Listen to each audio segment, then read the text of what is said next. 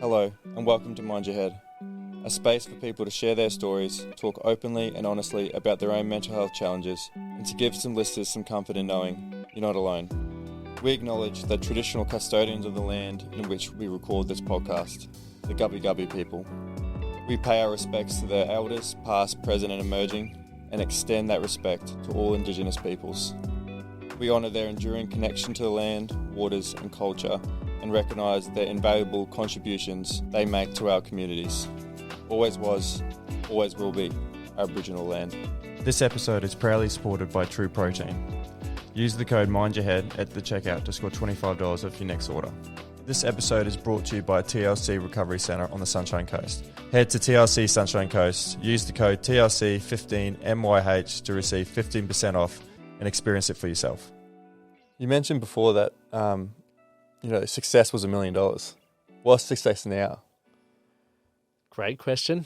For me, it is waking up, jumping out of bed. What we talked about before. Yeah, what we were talking about before. I think for me, knowing every day that I'm in control of it, and there's days where I actually feel bad talking to people about how good my life is because I don't want to come across as arrogant in a way, even though I know it's not arrogant, but I've spent a long time building it.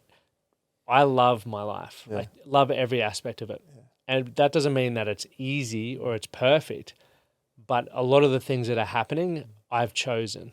And that's what's the most exciting. I've got the most incredible wife. I have amazing friends. I have opportunities and I love what I do. It wasn't always that way.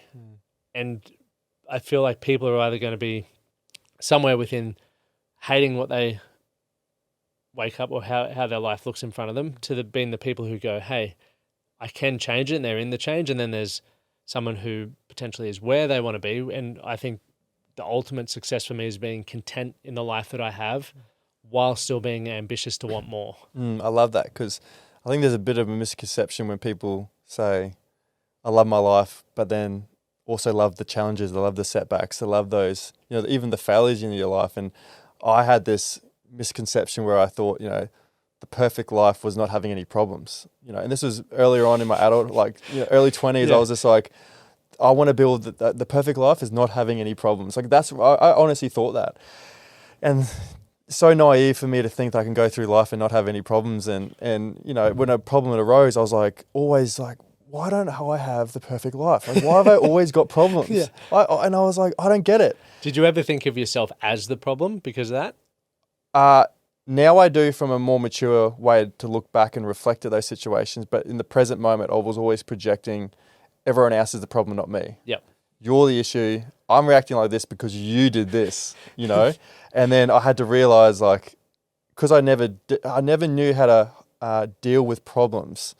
I always rejected it and didn't understand, is it teaching me something? Yep. Is it a trigger because I haven't healed something internally? And I was always like, no, it's not me, it's you guys. You guys are doing all this. And it wasn't for a while, honestly, man, for a long, long time, even my late 20s, I suddenly looked inwards and gone, hang on a second, all these things that I'm getting triggered at, all the problems in my life, I'm looking at problems, are they opportunities for me to get better as a person? Why do I keep rejecting it? Why do I keep sort of saying, blaming everyone else? Why aren't I looking inwards? And it took me I was in denial for 12 years. What was the shift? What made you stop blaming everyone else and looking inwards? Good question. I don't know the science around when the male brain hits 30. We start to be a little bit more risk adverse. Yeah, but I remember being something happened, something shifted. I've gone through some issues with my own mental health and reaching rock bottom. And even when I reached rock bottom, I was still a little bit in denial. It took me years to sort of come to terms with what actually happened. But I remember hitting 30 and something happened where I was super aware of how I reacted in certain situations, almost overanalyzing it in my own head. And I would always think, why am I getting angry right now? Why am I getting angry? Why did that just frustrate me? And then I was very curious as to why I was reacting in certain situations. And then I kept it internal for a while. And then I started voicing it to my family and friends going, have I always been a bit moody? Have I always been a bit like this? And they're like, yeah. Yes, you have. And I'm like, really? And they're like, well, yeah, why is that? And I'm like, because I'm just noticing it now. I'm just noticing, and sometimes where I can just be really snappy And then I'll think back, I go, why did I say it like that for? Why did I react like that? And like, yeah, we can always, like, my friends and family have always been like, yeah, since about 16, we could tell that, like, you're in a good mood or you're in a bad mood. And that scared me because I was like, well, that's been happening for the last 10 years. I've just noticed it now. You know, what's happening with me? You know, what are the answers that I've been avoiding for so long? And then, you know, I've had situations with Jordan, my wife now, where, you know, she sat me down and gave me an ultimatum because I've had mental health episodes where I've gotten angry for 3 or 4 days and just been a prick pretty much, where she sat me down and she's like, I can handle this, but I'm not having this standard for our kids one day. I don't want that for our kids. So you either look for the answers, search for the reasons why you're like this, and I'll be with you every step of the way, or nothing at all. Take a hike. Take a hike, pretty much. And then that's when I was like, it's great that she did that. Yeah, because I deep down knew there was something up. I always, when I reacted to certain situations, I was always like, why did I do that? And I always never told anyone about it, but I was always, there was always a little bit of me that I was always like, there's something deep here that I'm not addressing. And for her to, like, give me an ultimatum like that, I was like, all right, stop. I'm sick of running. Like, I've been running for 15, 20 years, running away from my feelings, running away from my thoughts in my head, blaming it everyone else, procrastinating about it. Deep down, I've always knew that something was up. Like, I remember I got out of the army at 21, went to Canada with some of my best mates, got on the piss, drinking over New Year's, like Christmas, like so much fun. But there was a brief moment in Canada where I was drinking and I got this overwhelming feeling of sadness and, like, depression almost. And it lasted about 10 minutes. And I was thinking, why am I feeling like this? Like, I'm with my best mates. We're in Banff or Whistler or something. And I'm thinking, why am I feeling like this? And then all of a sudden it was gone. But that feeling, I also remember that feeling like it was yesterday. And ever since then, I was like, there's something up there. Why did I feel like that? And I was always, like, thinking back to that moment, like, has this manifested into something bigger because I haven't addressed it? And that conversation I had with Jordan, I was like, all right, I'm sick of running. I'm sick of pretending like there's nothing there. Let's find some answers. And, you know, I've had tons of head knocks playing footy. I got a really bad one when I was 21 playing in New Zealand, and looking back on it now, like, I should have stopped playing. I got so many advice from doctors to stop playing. Like, I had post-concussion syndrome. I'm sure you're familiar with it. Like, I had all the symptoms of a concussion. There's no time frame. It can last 2 weeks or a year or something. Mine lasted 6 months, like vertigo, dizziness, headaches. Did you keep playing during that period as well, or No, did you take time off? No, so I couldn't walk. Yeah, right. Like, I was cooked. Yeah, I was cooked. Like, if I got out of bed too quickly, I would get vertigo and almost pass out.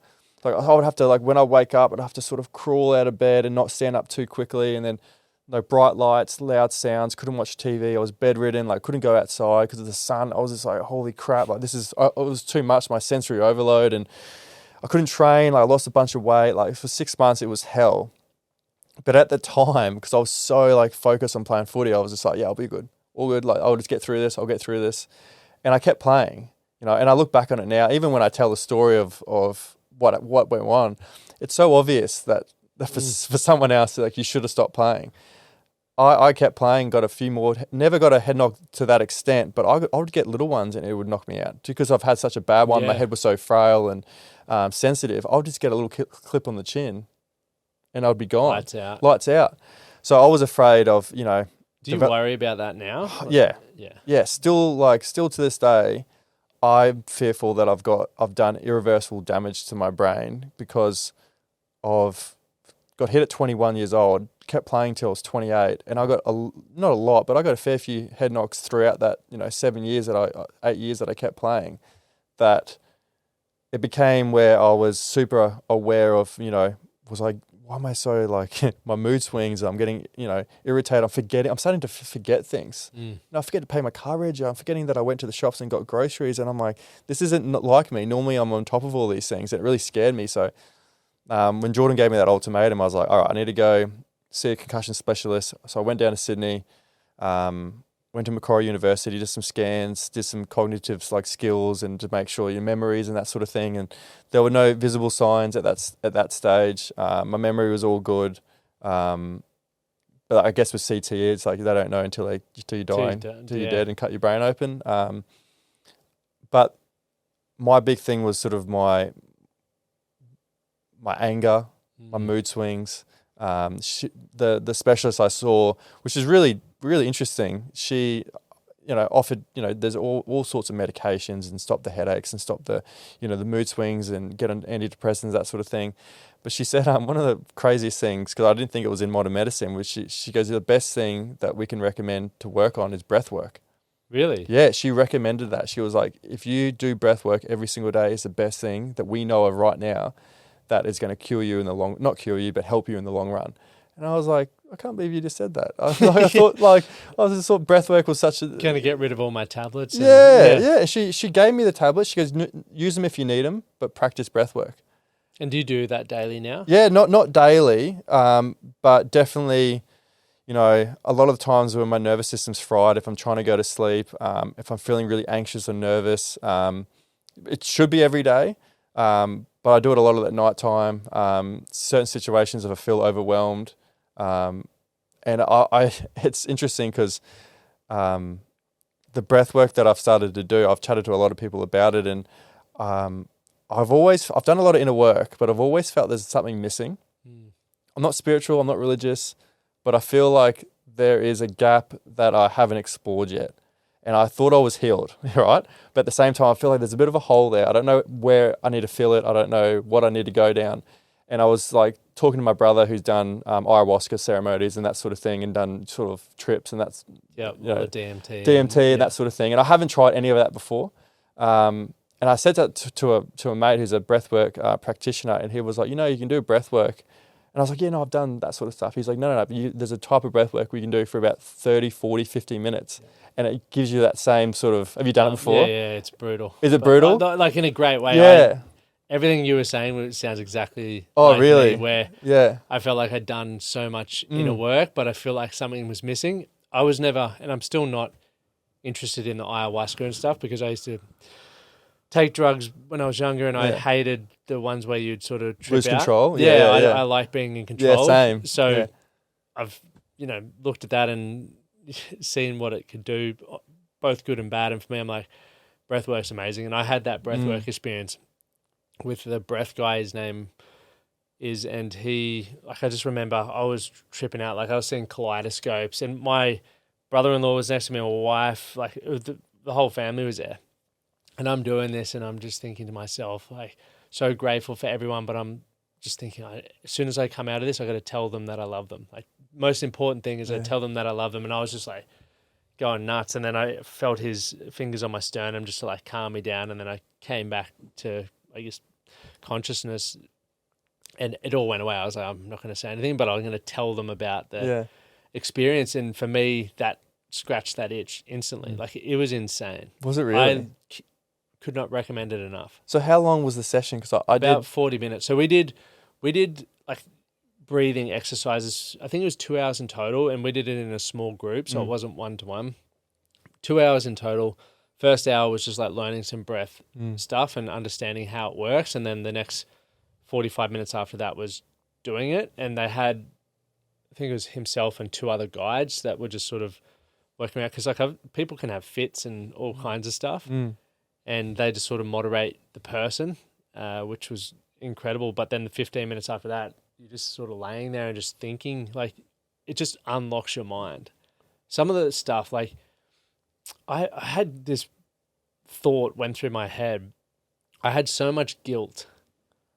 And the reason why I'm so driven and ambitious is, one of the reasons is I want to be able to provide for my family, and I want to make them feel like all their investment in me, the sacrifices that they made, is worth it. And I was thinking about that, and it made me sad, because I'm thinking, man, my mum sacrificed everything. Like, for a mother to give birth, like the changes in their body, she then gave up her career. And I'm just sitting there, and now she's 65, and I'm like, that's because of me.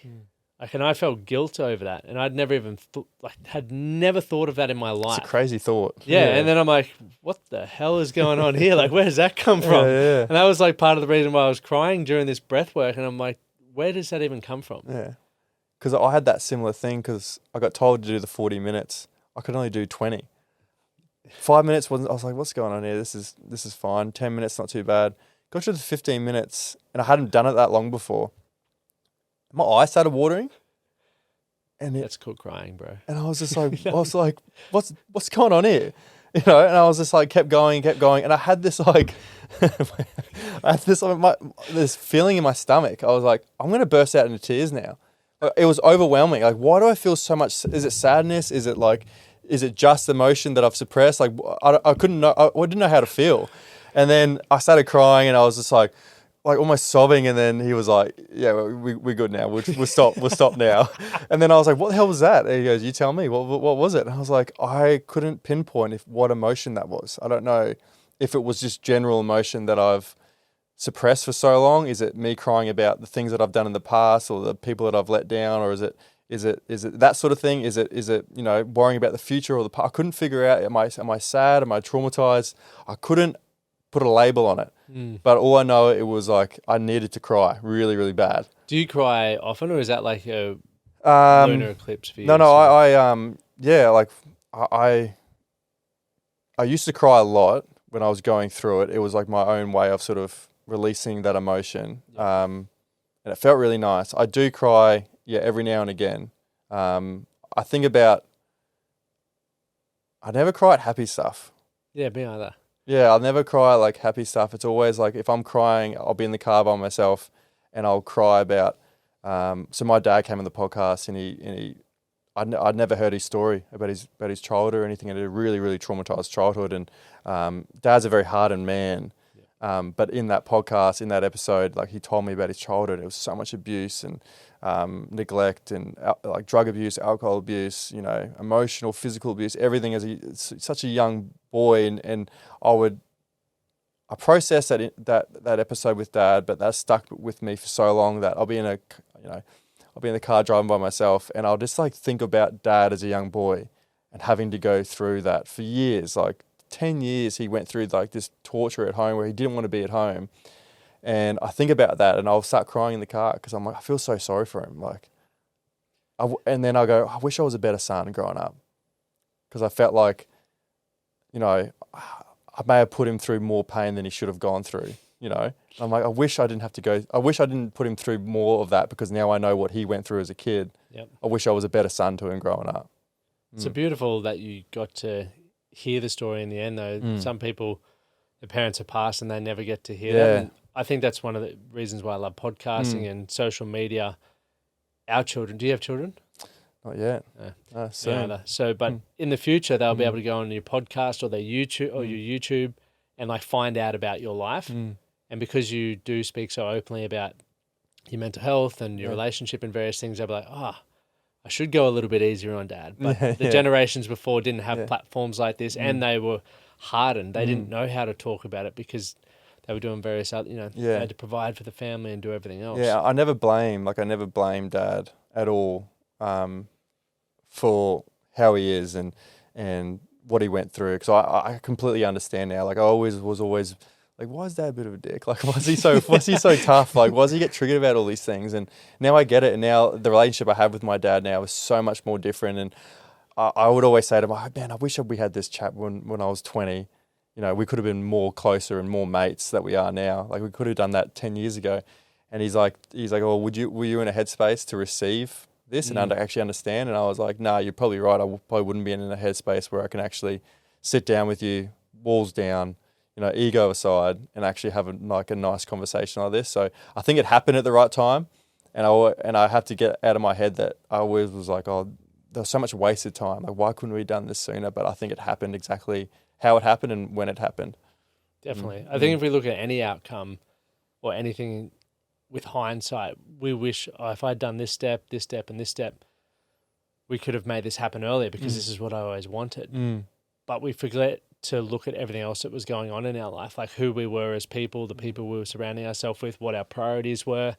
And we would have had to make a lot of sacrifices in order to move that forward. And maybe, as you said, we weren't the person who was ready for that moment. But I think it had to happen in terms of like setting a time, a date, booking the studio time, because Dad was like... How'd you approach that convo? Were you like, Dad, I want you to come on the potty and I want you to like let me have it Because all. I went through some mental health issues and I never spoke to Dad about it, but he knew something had gone on, but he never asked about it and I never told him about it. Yep. And he knew that I was starting the podcast centered around mental health and sharing people's stories and getting people vulnerable and talking about things that a lot of the time go unspoken. Because I know the benefit on myself when I started sharing my story, not just with online or friends or family. When I first saw a psychologist for the first time and shared my thoughts and feelings and my emotions, it was the best thing ever. I didn't understand how good it was going to make me feel just to unload it all onto someone. Like, it was addictive. I was just like, holy crap, like I don't have to carry this anymore. So I knew the power of like having conversations with people. And then when I first started, there was so many people reaching out going, I felt the same thing. Even like old footy mates, like, you know how you're going through that when we're playing footy together? I was going through something similar. And I was like, fuck, like all of us sort of walking around on the surface level being good mates, but not actually like being honest with each other and being open with each other and like not knowing that we can all help each other out if we're honest with each other. Like, even though we might go through different things and different circumstances, if we're honest with each other and have a chat, we can all give each other a hand. So I called Dad and I told him like what I just said then pretty much about my mission around the podcast, and he was like, let's just go. He was just like, I don't know, because he had never spoken about it. Dad's 70, never spoken about his childhood previous to the episode. So he was like, what rating is it? I'm like, what rating is it? You can say whatever you want, mate. Like, I'm in charge. I'm the boss. We can say whatever you want to do. And he was like, and I go, I'll make you a deal. I'll be honest with you and tell you everything that happened in the last 12 years, everything that you don't know. And then you tell me everything that's going on with your childhood. And he was like, all right, deal. But he was so nervous. He was just like, send me questions. I want to get prepared for it. And like, it was so like, should I say this? Should I like not say this? I was like, Dad, it's your story. There's no right or wrong. Like, share as much as you want to share. But just remember, this might be the only time that you get to share your story. So you want to do it right. And he was like, yeah, fair. Like, I don't want to go through this again. And, but it was beautiful. Like I honestly thought, because he handled it so well, like he handled the episode so well from the get-go. He was so open and like, I knew he would have been so terrified and afraid to tell me everything, but he was so open and understanding and told his story so well that I had this feeling that he's always wanted to do it. He just didn't know how to initiate the conversation, or didn't know how to initiate. I felt like, he was waiting for a time to tell the boys, like tell the brothers and tell his sons, like everything that happened. But he just didn't know how to like navigate that space. And like, that's why I never blamed Dad, because that's the generation. Like he modeled what his father did to him. Like, it was all sort of come through the generational. So, you could see he was super like, anxious at the start. Like, he didn't know how to approach it, and like he was all sweating and stuff like that. And he was like, has he asked to come back on? Shit, no, he hasn't asked. No. He's one and done. But I think in terms of like our relationship, I think that was probably one of the most important episodes in terms of, mine and his relationship, but with the family too. Like, he's a different person. He's a bit more softer, takes a piss out of himself. Really? Yeah. Like, even Mum was like, what did you say to him? I was like, I don't know. I didn't say anything. He spoke the whole time. Yeah. And she was like, well, he's different. Like, he's had a cry about it. And like, I think all that suppression, all that emotion that he suppressed over years, like 50 years of like carrying that. And he was telling me, like, when the episode aired, he had mates that are around his age, like, going, oh, thanks for sharing that. Like, I went through something in my childhood that was similar, or like, oh, thanks, Brent. Like, now I can understand you a little bit better. Like, he had so much good feedback around, like, from people in his circle. So, wow. Although it was so daunting. Being mates with your dad. So you said your dad's 70. Yeah. Being mates with your dad since he was like 20 or 30.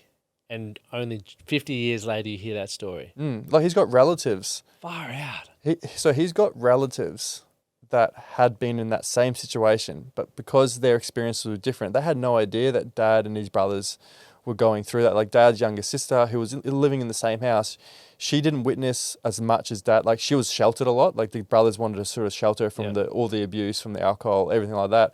So when she was listening to the episode, she was like, my auntie, she was like, oh, I don't remember any of that. And Dad's like, yeah, we we sheltered you from it. We didn't want you to see any of it. So she was like, it sort of brought them closer because she's just like, oh fuck, I had no idea that was going on in the household. And Dad's like, yeah. Far out. What was your childhood like? I'd love to know. Does any of that resonate with you and your dad, or what were you like as a kid? I was an active kid. Like, Yeah. I probably similar to you. Like, I just love sports and being outdoors, whether it was skateboarding or running or climbing stuff was just epic. And we were very fortunate. My mum came from the bush, came from Gundawindi, so we'd get to go down to the farm every Christmas, and that was just one big adventure with my cousins. And then growing up in Toowoomba, we sort of were north of Toowoomba where they have 5 acres. Same thing, I just skateboard all day, run, like I loved running, and then got into footy a little bit younger. But I had every opportunity, and I had like a loving family, but it was still trying to get Dad's, approval a lot of that time, because he was a hard worker. Mum was working hard at home. She was, sacrificed her career, as I said, to look after and raise the kids, which we're so incredibly lucky that she did that. And I have such an awesome relationship with Mum. Like, she, if I was going away for a rep team, she'd come with me, and it was just epic. It was like Mum and I doing all this fun stuff. But then Dad would always be at work. You'd see him, I'd get up early. I think it's the reason why I still get up early, because I knew that I could see him at like 5 a.m. So I'd get up, go downstairs while he's having his coffee, and then I'd like have a quick yarn to him and fall asleep on the couch watching Cheese TV, and then Did the same. go to school, and that was it. But it was always trying to get Dad's approval, and I got that through footy. Like when I would get man of the match, or we'd play grand finals, or you get rep teams, like that'd be the times that you get a hug from Dad, and no other time you would ever get it. And that just made me want to work harder, and look, plenty of good came from it. It made me highly competitive, which I love as a characteristic for myself, and it made me work hard, because there was so many times where I wouldn't get picked for teams, or I'd get injured and I'd have to fight my way back. And had I not wanted to prove something to Dad, I don't think I would have tried it. Probably wouldn't have cared, because I was happy skateboarding and doing other things. But if it was to do with footy, that just put the mongrel in me. Yeah, did it? Yeah. And I guess more to it, like my brother and I aren't that close. So we're a little bit closer now, but he grew up, challenged with his mental health, and I never understood it. I used to just beat him up and be like, I'm dealing with stuff, because I was dealing with my own stuff, obviously trying to fit in with Dad, but also figuring out who I was as a young kid.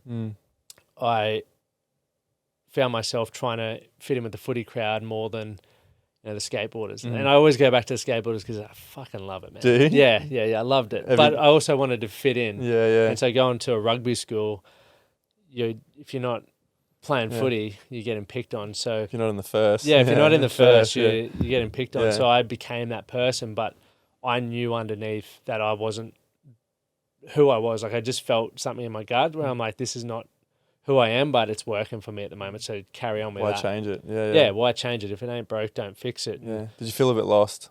Massively. Yeah. Because then I've worked so hard to fit into something and to be someone that then what happens next? And for me, it was trying to play pro, because everything up until that point was like fun and games. I wasn't very good at school. I wouldn't say I applied myself. It was just like trying to be an athlete. If I wasn't at training, I was learning how to pass better, or learning how to kick better, or working on my footwork or speed. Like I was just doing stuff by myself, because I was so desperate to be in the first, as you said, and then see what happens after that.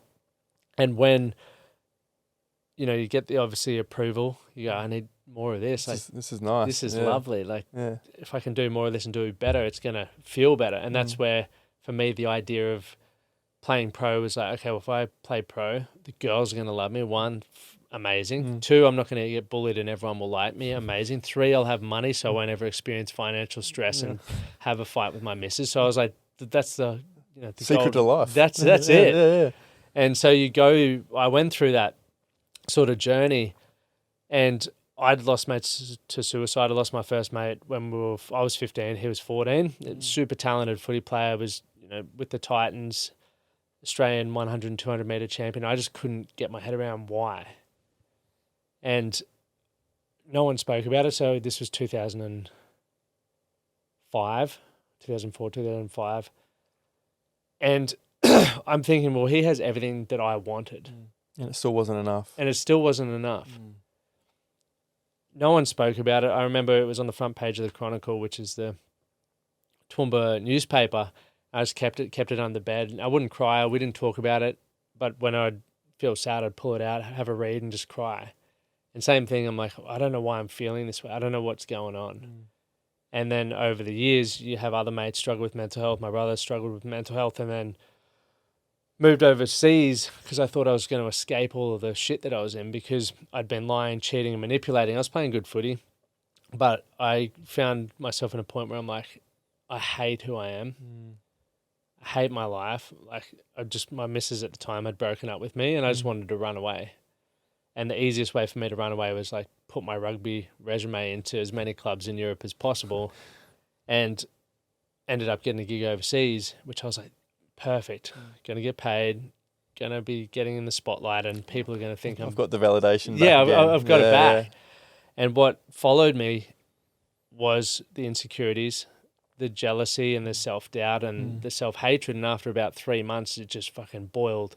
And I'd walked away from my support system. I couldn't speak French. So I didn't have that network. And then I had to deal with it.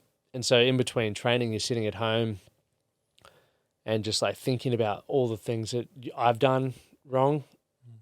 I had a good family. I still have a good family, sorry. Had great opportunity, went to a great school, yet I'm being a degenerate. And I found myself, I was back in Australia. This was Christmas time. And we got in a pub fight, like just nothing special. When I say special, like nothing outrageous. Anyway, I was put in handcuffs downstairs and everyone's looking at me and I'm like sitting there, I'm like, this is the worst. We were speaking about it before where it's almost like you get this mirror reflected on you and you have to look at yourself because everyone's looking at you. Normally you could like have another beer, crack a joke or go away and you don't have to deal with those parts of yourself. But I had to deal with that in that consequences, moment. Yeah. And I'm like, man, I'm disgusting. Like I do not like this person. I already knew that. I hated who I was, but I really didn't like the fact that I had to look at myself. I made the decision after that I wanted to change my life. And I didn't know what that looked like. I just didn't want to be in the position where I'm in right now where I'd feel disgusting. And I'd been partying to the point where I'm like, if I don't wake up, awesome. Like, it doesn't matter. Even better. No, yeah. And scary spot to be in when you just don't care. Yeah. Yeah. Because at the same time, I'm still getting validated by people on the other side of the fence who love the fact that you don't care. Like, and not in a suicidal way, but in the fact that when you're partying, you'll just do whatever. Like, some people love that because it helps them. Almost egg it on a little bit. Yeah, definitely. And it was through that whole period where I started understanding what my brother had been dealing with for such a long time, where he didn't feel valued, hated who he was, and I would never listen to him. I'd never give him a position to speak. I'd just be like, shut the fuck up. Like, if you can't handle it, stop being a pussy. And like that whole negative stigma around it, because I didn't even realize what I was carrying at the time, or the pressure and expectation I had on myself and how that was impacting me.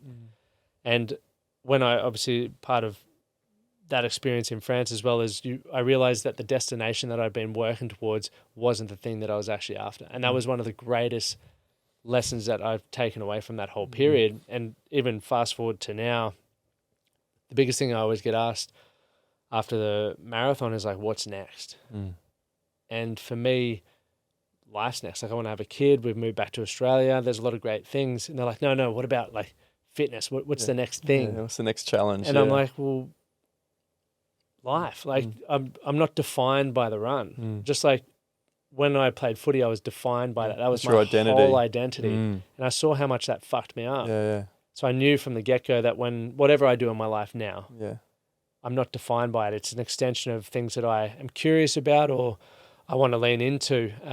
So that was a really good lesson from that period. But going back to, what was I, 23 at that point when I'd moved back and working out what was next. Like, I know I glossed over that, so if you want to dive into any of it, but when I was trying to figure out what was next, like how I could be better, a guy I was playing rugby with in Toowoomba, Tommy, And he was maybe a decade older than me, but like a legend, absolute, just a club legend. Played international for England back in the day, like, and someone I looked up to. And he's like, man, just come to this event with me. And I was like, what's the event? He's like, it's a personal development event. I was like, what's a personal development event? He's like, just trust me, just come along. And we were about to play our major semi-final that year in 2014. And I'm like, well, if I play the semi-final, like if I don't play the semi-final and we make it to the grand final, I'm not going to play. He's like, yeah, you will. You'll be fine. And I'm like, no, I'm not as good as you, mate. Like, come on. And so I was torn between like going to this event. I had no idea what it was, but someone that I respected was recommending it for me because he knew the crap that I was going through, or playing in a grand semi-final. Yeah. And so I ended up literally on the Tuesday, I was like, I'm going to this event. And they're like, what's the event? And I said, Tommy, you do the spiel. Went to this event, walked in, and for anyone who's ever been to like a Tony Robbins style event, you're walking in and everyone's jumping on chairs, high-fiving and hugging. And Tommy and I are both like from the footy background, we're like, don't fucking touch me. Don't keep your hands off me. Don't do any of that. Yeah. But I sat down, and my mum actually came with me as well. Sat down at this event, and a guy was on stage, and he was a bricklayer, and he was sharing his story around how he'd been suicidal and hated his life and everything like this. And he was a bricklayer and didn't excel in school, and all the things I was like, I feel like you're telling parts of my story. And I remember turning to mum, and I was like, I just want to do what he's doing. And I didn't feel like I had a story. I didn't know how on earth you get there. But after that, we walked away, and I started running events. Like, I literally built my own events, which was epic. And part of that process was, the goal was like, I want to make $1 million. But when I started putting on events and learning about like marketing and branding and all of this sort of stuff, like I learned more about myself in that process. Like, why is that important to me? What does success mean to me? Why do I think $1 million would make me successful? What's the sacrifice or consequences of having $1 million? And I started questioning things more. And I met my wife as well, my girlfriend at the time, my now wife. And same thing, I hadn't dealt with the insecurities and jealousies. And she's an incredible person. And we're in Thailand one day on a family trip with her family. And I got on the booze. And similar, when you're saying your mood swings, like for me, when I drink, I have wicked mood swings. And I just turned into the devil again. And she had the same conversation, probably similar to your wife, where the next day I'm laying in bed, she wasn't in bed with me, and I'm like, I fucked up bad, because she kicked me out of the taxi in front of her family.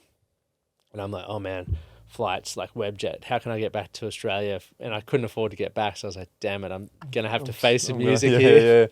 Can't run. I can't run. I can't do what I'd love to do right now, which is run. So I went down there at the breakfast table, and it was just awkward, but Amy pulled me aside, and she's like, similar to what you said, like, I'm not going to tolerate this shit. Like, you're an asshole on the piss, so you either sort that out or take a hike. And I was like, well, I want to sort it out. And so I stopped drinking, and I started dealing with a lot of stuff. I started seeing a psychologist regularly. I still do, and, doing a heap of stuff to make myself better and to just try and get to a point where I loved who I was. Because the reason why I drank, as someone who loves sport as well, you maybe appreciate the fact where I would much rather go do, like even tomorrow morning, like go do some gnarly hike or run instead of getting on the piss and being hungover. But I did that because at the time, the people I was hanging around with, that's what they did, and I wanted to fit in, right? That's the normal, for sure. But I'd still always go like, what if I could do something else? Yeah. And when I became confident in who I was, I started doing that. And I started leading myself, and then I started leading a community, and just moved me forward. And I think, going back to where we started this, like now I'm in a position where I'm so proud of who I am and what I've been able to achieve, that I just want other people to know that they, we're all going to go through seasons. Like winter, it sucks. You feel lonely, it's cold, nothing's working.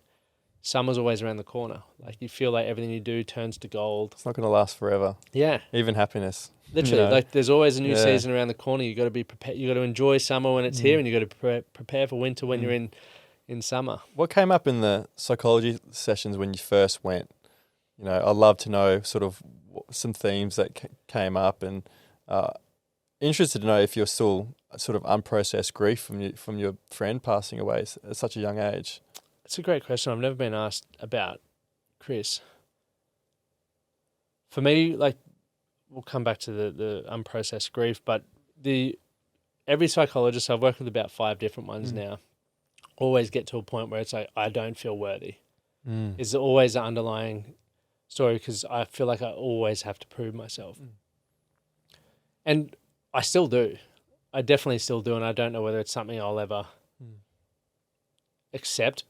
And when I say accept, come to terms with, to the point, because I fear that if I do feel worthy, I'm not going to have the drive and ambition to achieve the things that I want to achieve. And for me, being driven isn't causing issues in my life at the moment, I don't think. And I haven't had anyone... We'll get your wife on the podcast. Yeah. Amy's like, well, bullshit. No, but I don't feel like... Yeah, you're using it in a positive rather than... You can always tread a fine line with it, can't you? Yes. And not be careful not to overstep that line. But obviously you're using it in a positive, because you're so driven and disciplined with your life and everything that you do. Yeah, and we spoke about family things, like my relationship with mum, and even my dad, like Amy, my wife, same thing. My dad and I had never said we love each other, ever, until I started dating Amy. And it was probably maybe 2016 where she made me hug him. Because Dad's had... Was it weird? Oh, dude, super weird. But now we hug all the time. Sick. But like, Dad's struggled with mental health and still does. And once again, I watch his moods happen, and I'm like, okay, well, I wish he would seek help, because there's still that stigma. Like, I just went and saw the quack, and I'm like, what the fuck's a quack? He's like, psychologist. I'm like, all right, like, it's not a bad thing. It's all good. It's fine. You don't need to make a joke out of it. But so talking about those relationships and like why there was resentment, or why I don't feel like I could tell my parents I love them, and all of this stuff, like, I just feel like I'd made so many...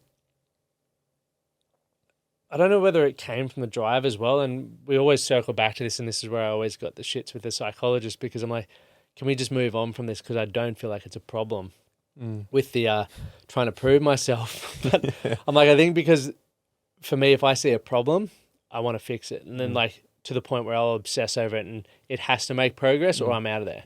And so you're obsessed with progress, and growth. Like, everything for me, it's like, what's this leading to? I better be growing from this. I better be getting something from this that's going to help me become a better person. Do you feel like there are little bits of you? I know that the worthiness and that sort of thing are common themes, but do you feel enough in your day-to-day life?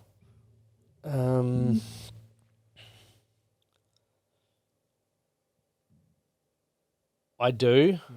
Look, actually, right in this moment, I do. There's some days where I don't. But I would say majority of the time I do feel enough. Because I'm always on. Like, if you talk to my mates, they're like, you're the busiest dude of it. Like, you're always doing something. And one, I don't want to miss out on life. I think it's so short and nothing's guaranteed. Two, I want to have the biggest impact, not only on other people, but even for myself. I think how I got into the position to do what I do now is I realized it wasn't about trying to inspire other people. It was about trying to inspire myself and asking myself, well, what would an inspired life look like? And that became simple to the point where, I hated who I was. I was at a point where I didn't care if I woke up or not. Where it's like, now I wake up and jump out of bed because I'm inspired to do the things that I do. Like, I'm so great. Even coming down here, like, this is sick. Like, tomorrow going on the hike, that's going to be gnarly. Picking up, like, there's so many things happening that can be considered like arduous or mundane, but at the same time, it's like, what if I never get to do that again? Like, this right now is what makes life great, because the difference between someone who's sad and someone who's happy is ultimately perspective. Like, there's events that are always going to happen in your life. And for me, it's just like, I'm trying to, and not always, but I'm trying to see the lesson from it, and what's the thing that's going to make me appreciate it and be able to move forward, but also just not take for granted things that are happening. Process grief. Yeah. Have you thought about it? I have not. I've never been asked that. Never been asked that. Never been asked that, which is crazy. Because I know as a young kid to understand grief and to process it at such a young age is, Yeah. especially not having the tools and ways and the understanding to how to do it. I've gone through it not at 16. I've got a best mate of mine. His dad lost his battle with his mental illness, and we're all 20 years old, and rattled us, completely rattled us to the point where didn't know how to handle it. I dove into sport. I just kept playing footy. I just dove head first into footy, and like thinking like the more I trained hard, the more I concentrated on footy, the better the grief was gonna go through my body. I wasn't too sure. I was like, do we talk about it? Do we not talk about it? Like my best mate, he's still my best mate now. You know, he came on the podcast too, and it was the first time. It was 10 years after his dad passed away. It's the first time we sat down and actually like I asked him questions about it. I was so afraid to talk to him about it because I didn't want to bring up any old emotions or memories, or I had all these questions because I wanted to ask him how he was doing, and we never spoke about it. Never. I just avoided. I would always, if we were around each other, you know, after the funeral and that sort of thing, I would always try to talk about anything else just to try uplift his mood. I didn't want to like, so how are you feeling right now? Because he's obviously feeling fucking shit. Like, you know, like I didn't want to be that person, but I think on the reverse of that, like for 10 years, we didn't talk about it. And I think he probably wanted to talk. I wanted to talk about it. I wanted to like deal with this emotion that we're feeling because it rocked the community. Yeah, we're such a tight friendship group, and he was my footy coach when we were growing up. Like we were so close. We were going around there for, you know, I spent most of the years growing up at their house, and to see how we all reacted in grief, not knowing how to do it. It was such a learning curve for me, and even our friends group. Obviously, we're a lot tighter and that sort of thing. But it almost made us believe how important it is to talk about things, even during the hard times, even when it's awkward, or even when it's painful, or even when you're like, oh, I don't want to be that. I don't want to be that person to him. Be that person to him. Go through it. I think it's that. In the moment, like initially, it's hard because it's uncomfortable, it's unknown. You don't know what they're thinking or feeling. But in the long term, bridging that gap is big better. But it is that whole, when you're dealing with people's emotions, it's fucking hard to know what they're thinking or how they're going to respond or react to certain things. And we don't want to be the bad guy. So I don't want to upset them. Like that's the last thing. They're already carrying that grief. But sometimes, I guess, processing it is the thing to do. I think, like for me, I would have loved to talk about it. I still remember walking into the funeral hall and seeing, because he was a great athlete, but his cousins were really good footballers as well. And I just remember the screams, like when like the coffin was going down, and fuck, we were all so young and no one spoke about it. And to me, like I didn't know his cousins that well because I hadn't played footy with them, but eventually we were on the same team and I got to build a really great relationship with them. But you're like, I wonder what it's like what they're going through right now. Like they would have had no one to talk to about it because everyone just goes to the wake and gets on the piss and does all of that. But it's like, what causes you to do that? And like, I'm sure everyone has those questions, and you're never going to get an answer, really, unfortunately. But like how he did it, why he did it, when, like the outside looking in, he had everything that I was aspiring to have, literally. And I never got to think about, like, I wonder if I had conversations about it earlier, would my idea of success changed? Would I not have gone down the path that I did, which then, you know, brought me here, but it also brought a lot of pain, and I hurt a lot of people and I did stupid things as well. So I wonder, how different would it have been? How different would it have been? Could have been interesting to think about. And, you know, we've had, once again, the Toowoomba rugby league community is small. Oh, it's so tight-knit. Yeah. And so there's, once again, in that community, and another bloke's taken his life, and it's just like the ripple effect of that stuff. So I do wonder, because I'm not in Toowoomba anymore, so I haven't had conversations with anyone about it. Like you sort of got that opportunity with your mates. Don't know.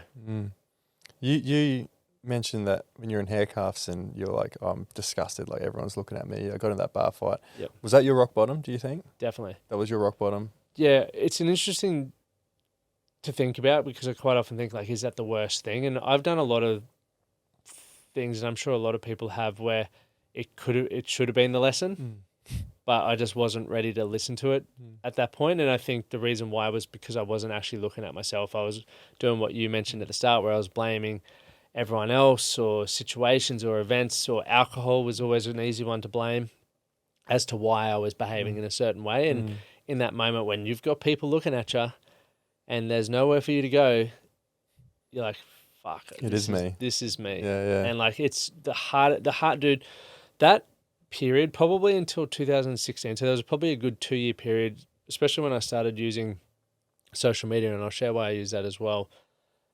But I was owning a lot of the things that I'd done. And I remember if I was going to do a post or even talk about something with my partner, I would think about it for weeks, and I'd stew on it. I'm like, fuck, like my hands would sweat, and like, what if this changes how they feel about me? What if this ruins anything that I could do in the future moving forward?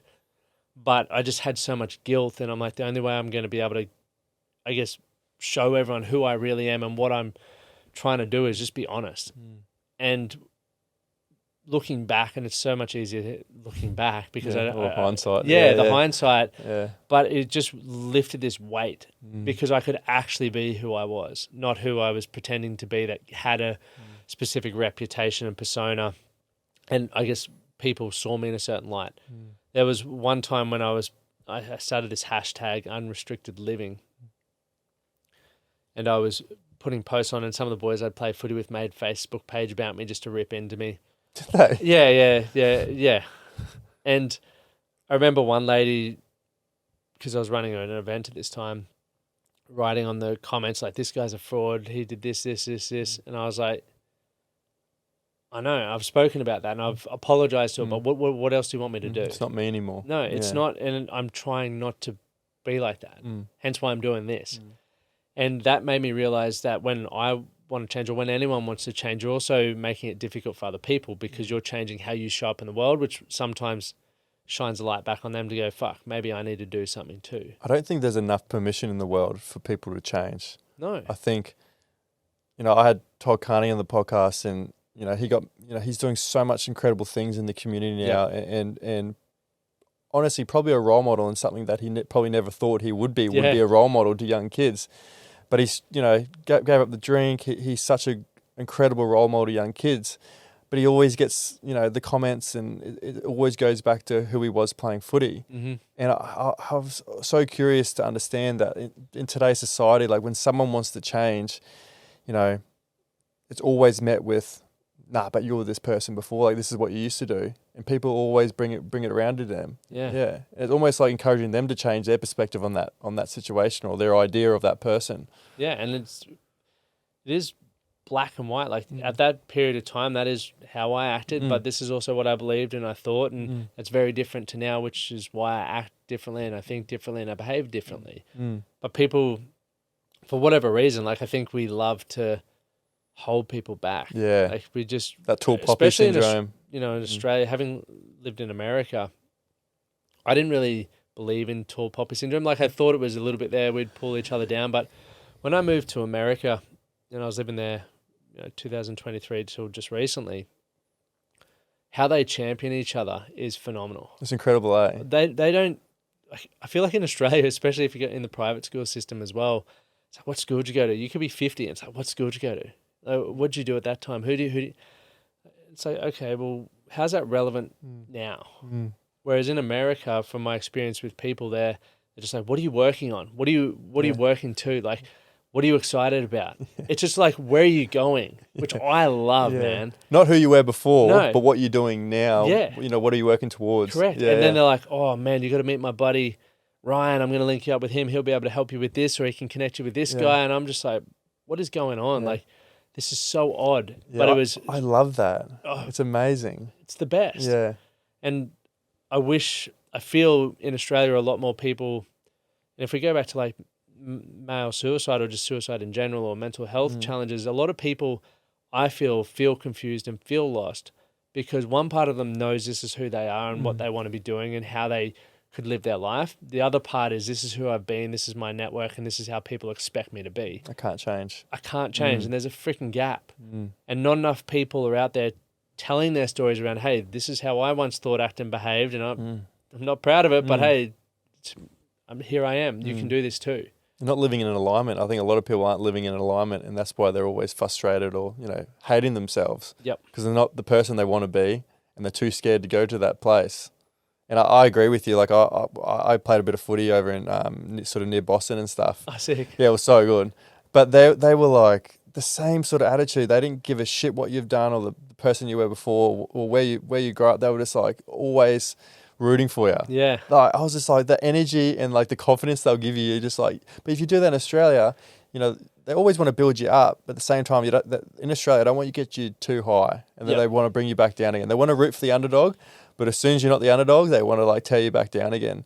Well, even with Tim Tszyu, like after he lost that fight on the week, like I was just reading comments and I'm like, literally 18 months ago, he was like the megastar coming through and everyone loved him. And I loved his response that he put out yesterday where he's like, I'm having a crack on the biggest stage. At some point, you're going to fail. My failures are public. Like my wife, same thing. Like if she's in the media for things, it's like people are always going to have an opinion, yet no one knows her. Yeah. Like very few people have actually sat down and had a coffee with her. And so when you start to understand that, it's frustrating because you're always sacrificing something in life in order to, especially in the new digital world, right? Like in order to be successful to a certain point, you need to have a personal brand, which means you're on the socials, which means everyone then has the opportunity to have opinion to watch you. And as you're growing, they're like awesome. And I still believe there's three kinds of people. There's a group of people who want to champion you and want to see you succeed, and they're always going to be by your side. They're great people.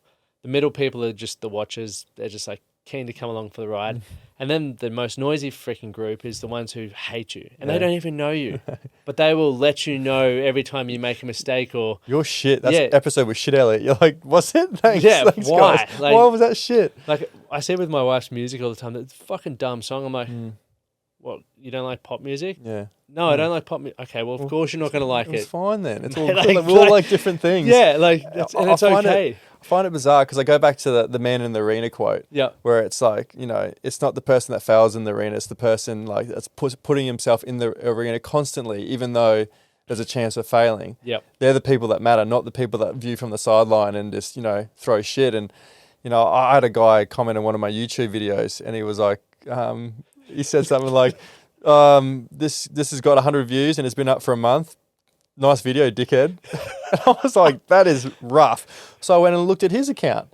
No videos. And I'm like, it's pretty easy to comment on other people's work when you haven't put yourself out there at all. And that's what I feel when people comment you. It's so easy for you to judge when you're not doing it yourself. Yeah, give it a go. Put yourself out there. Yeah, have a crack and see how hard it is.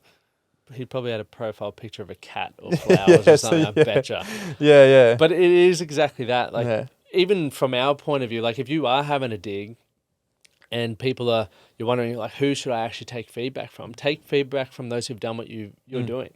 Because like we could say, hey, how do you start a podcast, Elliot?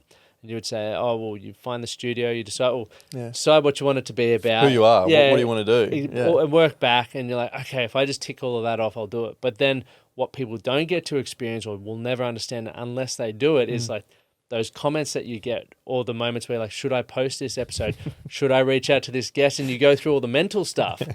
But you got all these keyboard warriors who would just think, all you do is follow the framework. If I did do that, I would have 101 views and I'd beat you. Don't put yourself out there if you don't want anyone's opinions. And I'm like, but do you really need to say that? Like, do you really... Come back with something more crafty. Yeah, I would never type any of that. Even if I didn't like it, I don't need to be like, I don't like that. It's like, cool. I just go to the next video. Go to the next video. It's all good. Yeah. It's a fickle world, social media, and like something I love to chat to you about it is something that I find quite remarkable is that we talked about off camera before the 58 marathons in 58 states. I've always asked my guests, what are your 3 non-negotiables for living a healthy and full life?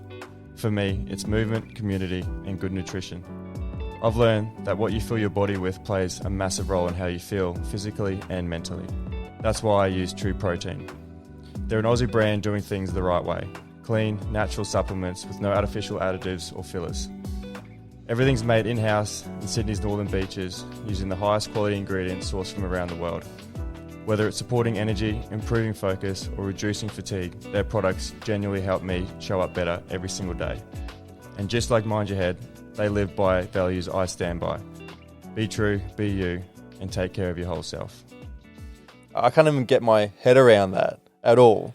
I've got mates that when I stopped playing rugby, I thought it was a perfect time for me to not have to deal with the pressure and the anxieties. Even though I loved playing footy, it was nice to wake up on a Saturday and not have to perform. And I stopped playing, and about 2 years after I stopped playing, I didn't realise that was the very thing that I needed. I loved the competition. I loved pushing myself. The anxieties, the stress, the pressure, that was just a part of the game. Yeah.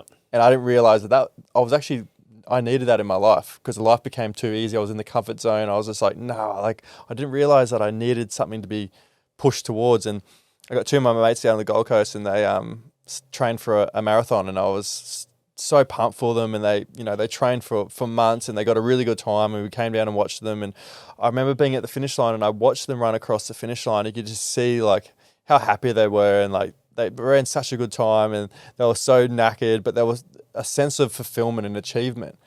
And I remember like looking around, and everyone had that. You could just see that everyone like made across. They were wrecked, but they were just like, we did it. Yeah. And in my head, I was sort of looking around. I was thinking, man, what have I done? What have I done since I stopped playing footy in terms of how have I pushed myself at all? Like I haven't pushed myself at all. I just fell in the comfort zone thinking that's what I needed. But I didn't need that at all. I needed to get pushed physically, emotionally, mentally, whatever it was. So I hate running, putting it out there. Like I think it was because of the footy training. Like I think that just burnt me out. I think when I stopped playing footy, I was like, I'm going to do fitness that I actually enjoy. So I went back to swimming and did a bit of CrossFit style training. But like running in a straight line, I was just like, nah, not doing that. Boring. But I wanted to test myself. And I think we spoke about before was like fear was a big... fear ruled my life a lot. I was always, if something scared me, out here, quit, gone, I'm running, getting out of the way. And so I decided to wake up one morning, not tell anyone, and run from Maroochydore where I live up to Noosa and back. It's about 74 Ks. I had never run 5 Ks in my life.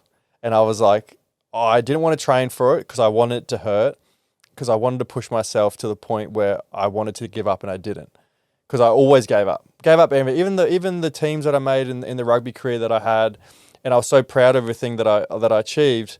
There was still a little bit of me that had left some in the tank. Yeah, like I felt like I didn't give it 100%. I maybe gave it 80%.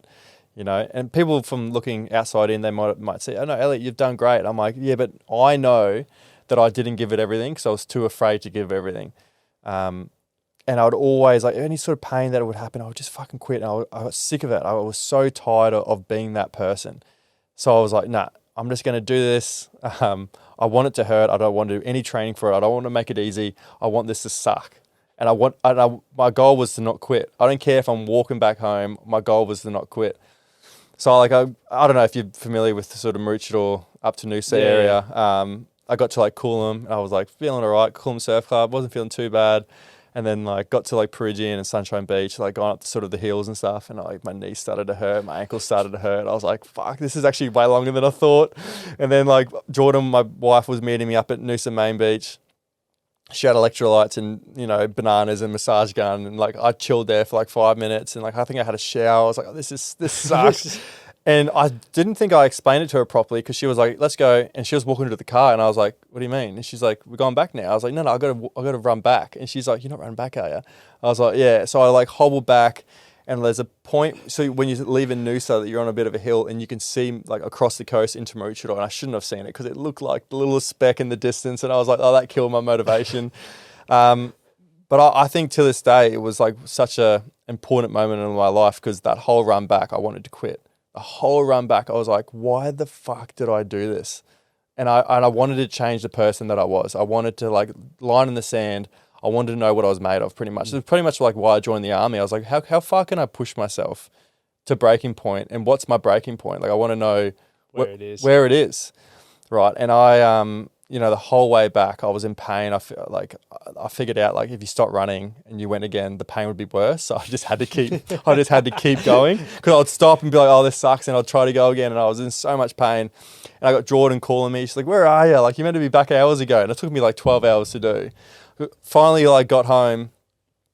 And there was so many times I wanted to give up, and the pain was, obviously the physical pain, but that mental warfare of like those demons coming up, like just quit. Who cares? No one's watching. Like no one's gonna know. There were the thoughts that were going through my head, and I was like, I'll know. Like I'll have to live with this, knowing that I quit. And I never wanted to be that person. And I finally got home, and Jordan was like running me like a cold plunge, and I had bags of ice and stuff like that. And I remember just sitting in the cold plunge. I couldn't move. Like I was in so much pain. And I remember thinking to myself, I wonder if I could have gone more. Like the goal was get back to the house, but if the house was another K away, could I have made it? Even though like I wanted to stop, like I wanted to, this is what I wanted to do. There was a little bit of me that was like, I wonder if I could have gone more. I wonder if there's more in me, And I think what it did was like move the goalpost in terms of my breaking point. Like I thought what I could have accomplished was here. And because of that, I've gone up to here. Yep. And from that moment, I realized like if I could do that, push myself so hard with something that I do not enjoy, didn't train for it. Not only did I train for it, I don't like running. Even if I train for it, I still hate it. So I wonder if I can push myself to this point during something that I hate, what can I do with something that I love, that I'm passionate about? And it was like the biggest eye-opening thing where I can always like go back to it and go, I can get through this. Dude. Yeah. It's one of the most incredible experiences you'll ever have. I think that's life. Like it really is what it represents as life. It's just condensed. So you can see the start, middle, and end. And I think that's one thing we love, we take for granted in life, is there is an end point. We just don't know when. But if we're doing hard shit, it's like when you start, the excitement's there, as you said, you're kicking off. You're like, how good's this going to be? And then the dip comes at some point. It's different for everyone. In that dip, that's when you're like, why the hell did I decide to do this? Why I don't even like this in the first place, or my knees aching, my ankles are aching. Can I get through it? And then you see the last 1,500 meters, and you're like, whoa, I could do another 10K probably. Yeah. And that's where you realize you're sort of kicking the can in terms of what your threshold is, because all these limitations we have are self-imposed from our environment, from things that we've done or not done in the past. And once in my belief is I've never felt sad or unhappy when I've been striving for more, which is coming back to like, do I feel worthy? And that whole trap that I feel I'm in, or the psychs think that I'm in. And once again, I'm not knocking them. I love my psychologist, but we just butt heads on this one point. Is for me, I'm like, I have bad days, but when I'm pushing through something and I put my head on the pillow at night, knowing that I have given it everything that I have, and this is whether it's me doing 58 marathons, or in my relationship having a tough conversation, or doing something from a career standpoint, I can put my head down. I'm like, you did everything you could do today. Tomorrow, the threshold is higher. You're proud of yourself. And so I'm proud of myself, but I demand more. Like I'm content, but I'm going one more. And that, to me, I guess going back to the 58, like it represented the marathon of life. For us, when I decided to do it, I didn't just wake up wanting to do 58 marathons. Like no one does that. Wakes up and goes, oh, that's a good idea. Maybe they'll go, I'll run 75Ks, but not 58, because there's back to back. Yeah, there's logistics. We're traveling. We needed sponsors. We were going to raise over 100,000. The goal was $100,000, but I'd started doing that back in 2014. Like part of that journey of me finding myself, fitness was one of the places where I'd always felt comfortable, and it's something that also I knew I was good at. So to stack some small wins and get some runs on the board and try and get my confidence back, I got back into fitness like heavy. And you said CrossFit, I started doing CrossFit, and we started running charity events. And the reason why I was running these events was I wanted to fundraise for mental health, because I had struggled. And we partnered with a company back then, or a charity back then, called Livin', which is a Gold Coast based charity. We ran one called Wadden for Livin', and it was my first taste, and I'd co-ran it with function well. And I just remember how cool it was bringing people together. They were having conversations. We raised maybe $5,000.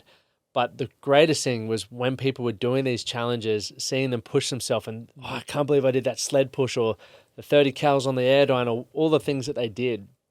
And so every year I was like, I'm going to do another one. And every year the challenges got a little bit bigger, aimed to raise a little bit more money. And it got to the point where they got a little bit too extreme to have community involved, but I wanted to inspire the community by, letting them, by documenting it. In 2022, I did 30 rowing marathons in 30 days. Yeah, I saw that.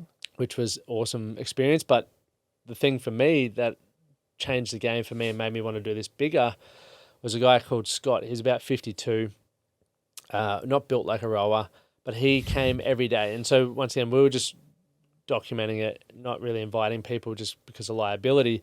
He did 5K every day. Then we got to, into the 20s and he started going 10K. Then I think he ended up doing 4 half marathons. And on the last day, he did a marathon with me. And watching how much confidence it gave him, like this dude's the same as me. He's taping his hands up, getting blisters. He's like, it hurts, but I'm still going. Like he went through that whole experience where it's so exciting. The dip comes and then you're on your last day and you're doing something you didn't think was ever in your future. And this guy has now gone on to start his own business, doing really well in that. And I've just seen how it's transformed his life. So good. And so when we moved to America, I had plenty of time. And I was on the phone with the Iron Cowboy who did 50 Ironmen in 50 days across 50 states. And I was talking to him and he's like, it's such an incredible experience seeing what you're capable of. For him, he redefined impossible. Hands down the greatest ultra-endurance athlete on the planet.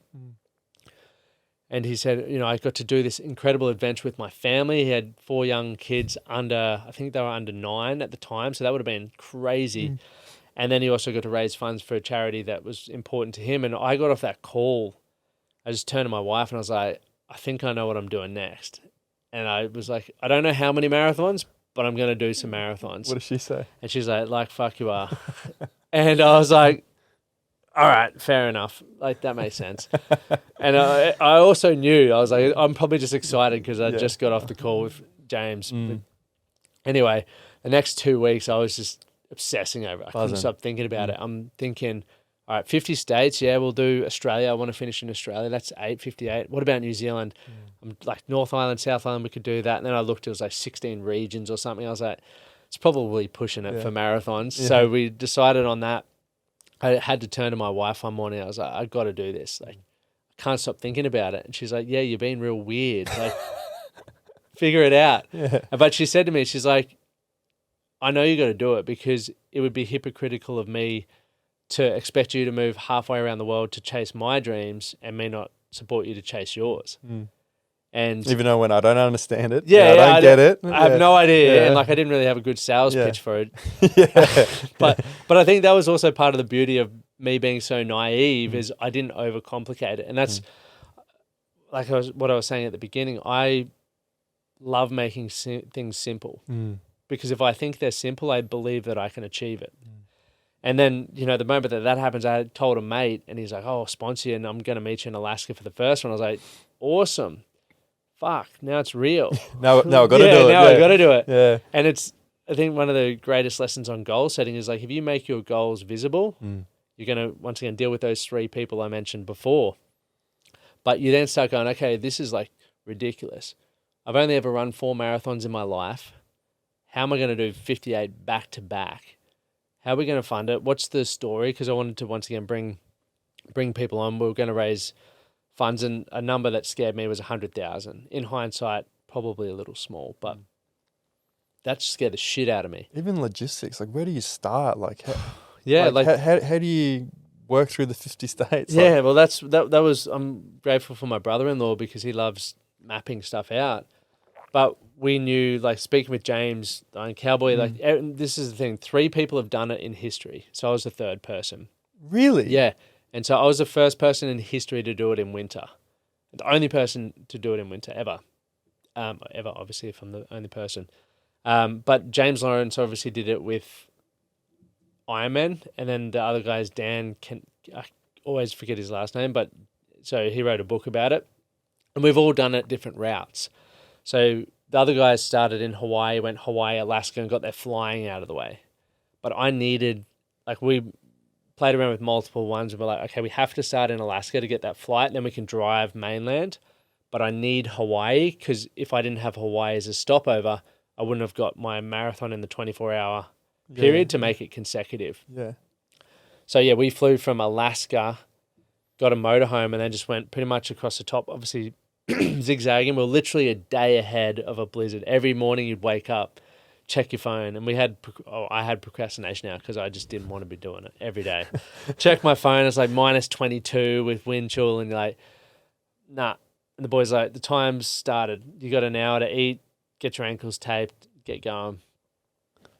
And so logistically, I was a nightmare for the boys because we knew not only did I have to run a marathon, I got injured on day one. So like, how bad? Pretty bad. Yeah. Like I spent 14 months raising funds, doing all the promo, getting the team together, training. And on day one, I got injured. What did you do, tear a muscle or something? No, it kicked me toe. You kicked your toe? So what happened, Alaska, as everyone can imagine, yeah, it's like, it is literally. So Alaska's icy and very cold. And when you're running in those conditions, you should probably have like some kind of spike so you don't slip. We got there 3 days early. I was running around in my New Balances and everyone's like, dude, get some like spikes or at least some trail shoes. And I was like, no, it's fine. The day before, like the afternoon, the very last possible minute, I was like, I'm going to listen to them. I'm going to go grab some trail shoes. Went down to the shop, tried them on, didn't do anything with them, but just tried them on to see if they fit. They fit. 7 a.m. the next morning, put them on, and 5K in, I just felt my toe like bashing the top of my shoe. And one of the logistical problems we had was like we had time frames to get to the next state, but also like on that occasion, I had to get on a plane at a certain period of time. So I had to be at the airport. And I was like, okay, in order to make this work, in my head, I'm thinking I want to do sub 4 hours because I want to shut the haters up. I also want to make my flight. So I'm like, if I stop and tie my shoelace up, we're going to lose momentum, which is not true at all. But when you... Sounds good. Yeah, the emotion was high. Anyway, so the next 37K, my toe just bashed the end of my shoe. Got inside, took my sock and shoe off. My toe had started going black. I was like, damn it, like I'm potentially injured. It's right. Got the flight. We actually missed the flight, but got another flight, got into Seattle at 1 in the morning, I think it was. Then we had to drive to Yakima for our next run. Next day I woke up, my ankle started swelling. And I was like, oh, it's probably just because my toes busted. The third day, day 3, I wake up and I'm running 42K every day here. Day 3, both ankles are now starting to blow up. I was like, what's going on here? Day 4, it's like both ankles are like, I couldn't do my shoes up and they were the size of a baseball. And now my whole leg looks like the same thickness. I don't have big calves, but my shins my shins were just fat, man. Yeah. And so that day became a bit challenging to run. It was sort of like a slow shuffle, started to burn. Day 5, I woke up. Where were you in day 5? West Wendover in Nevada. So in a desert, but with a beautiful casino. Yeah. Like, Nevada just loves its casinos. Yeah. But I woke up as soon as my feet hit the floor, I was like, something's not good here. Like I'd popped my toe the day before just to try and like through the toenail release some a bit of pressure, yeah. And it just didn't help. So I put my feet on the ground. I'm like, all right, we're in a motorhome. I've got about 15 meters to walk to the public shower. I'm going to go just like sit in there and soak my feet. And 20 minutes later, the pain was still there. And I was like, we just got to get on with it. And as I look around, I'm like, I can't run the inclines, can't run to the mountains. There's a baseball diamond just across the road. So I told Liam, don't worry about moving the van, keep the van here. I'll just head over there and start walking laps of this 350-meter baseball diamond. And it was the most excruciating pain I've ever experienced, not only physically but mentally, because you're running 42 kilometers around a 350-meter pitch with nothing to look at. And it's mental torture almost. Dude, I beat myself up. Like, I call myself every name under the sun. It's like, who are you to think you could do something like this? Who are you to think you could raise $100,000? Like, you should just listen to everyone. As I'm walking, I still look down at my watch and it's 14 minutes per kilometer. So I'm looking at like 10 hours out in minus 12 degrees on that specific day, just shuffling around. There's the most miserable photo of me in like a pink hat with a beanie and just like walking and hating myself. Should be other people looking at it going, what is this guy doing? Yeah, like literally. Well, this is how small some of the towns we were in. There was literally 0 people. Or occasionally they'd be like, what are you doing in our town? I'm like, in a pink hat too. Like some of those southern states. Oh, yeah. Take that off. Oh, yeah. It's great. Like you don't... It's wild. And running a marathon, you're like, why? Yeah, fucking lunatic. Nutter. But on that day, and I had this wave come over me, and it's to the point that you were saying, like, I chose to do this. I wanted to see what my breaking point was. I'm fucking at it. And I'm not reacting or responding in the way that I thought I would. The thing with is in life is that when we see people achieve great things, we expect that, if they're still here to tell the story, like maybe we can do it. And one of the biggest challenges I think anyone also faces in that, and I still think it's the biggest thing I'm struggling with at the moment, is I don't see what I did as extraordinary. 2 years ago when I first started planning, I couldn't get my head around doing it. And just like the new thing that I'm working on, I can't get my head around doing it. But there comes a tipping point where you put in all this work and you obsess over it to a point it just becomes real in your head that it's all you know. And when that happens, you go, there's no other way that I can not achieve this. And I'd never experienced that before. And even now, it happens all the time. And I'm like, it's not a big deal. Like, you always play it down. It is what it is. Like, it's a chapter of my life, awesome, but I don't see it as extraordinary. In that moment, though, as I'm going through that self-annihilation, but then I had that wave crash over me, I'm like, you've got 2 choices. And you've always got 2 choices. And unfortunately, both of them suck for me right now. The first one is you quit. And it's like, that's not an option. That's not an option. Like, you put your feet up, you get a pizza pocket, you're warm. Like, that sounds pretty cool. But you have to live with the fact that you quit. You have to let down the charity and not raise the funds that you did. And you're ruining your reputation. I guess you'll regret that for the rest of your life. You got to live with that, dude. Like, as soon as I said you got to live with that, I'm like, I don't want to live with that. No. Fuck, no way. And the second option, which I also didn't like, was like, you just keep putting one foot in front of the other. It's excruciating to a level that I just can't. Still the worst? Worst by a long shot. I've never experienced pain like that. Like, ever. Like, ever. It's hard to explain because it just burnt. Like, insane amounts of pain. What do you learn in the suffering? I think it's you are forced to have those conversations with yourself. I think part of, we talk about what was my rock bottom was at that moment, that was a form of suffering because I couldn't run. And so in that moment, I'd built an environment where it was almost impossible to want to fail because I'd made it so public. I'd set such an ambitious goal that it was almost like, okay, this pain sucks, but I feel like that could be worse, losing, not doing it. Imagine living with that regret of quitting. It would haunt you forever. The pain will go away. Literally, and the pain does. And like I was actually taking the screenshots today because I found them through my phone of medical professionals messaging me saying like, you should stop. You've got compartment syndrome. You've got stress fracture. Like, everyone's telling me what I've got and why I shouldn't be doing it anymore. And granted, like, I'm on day 5. I've still got 53 marathons to go.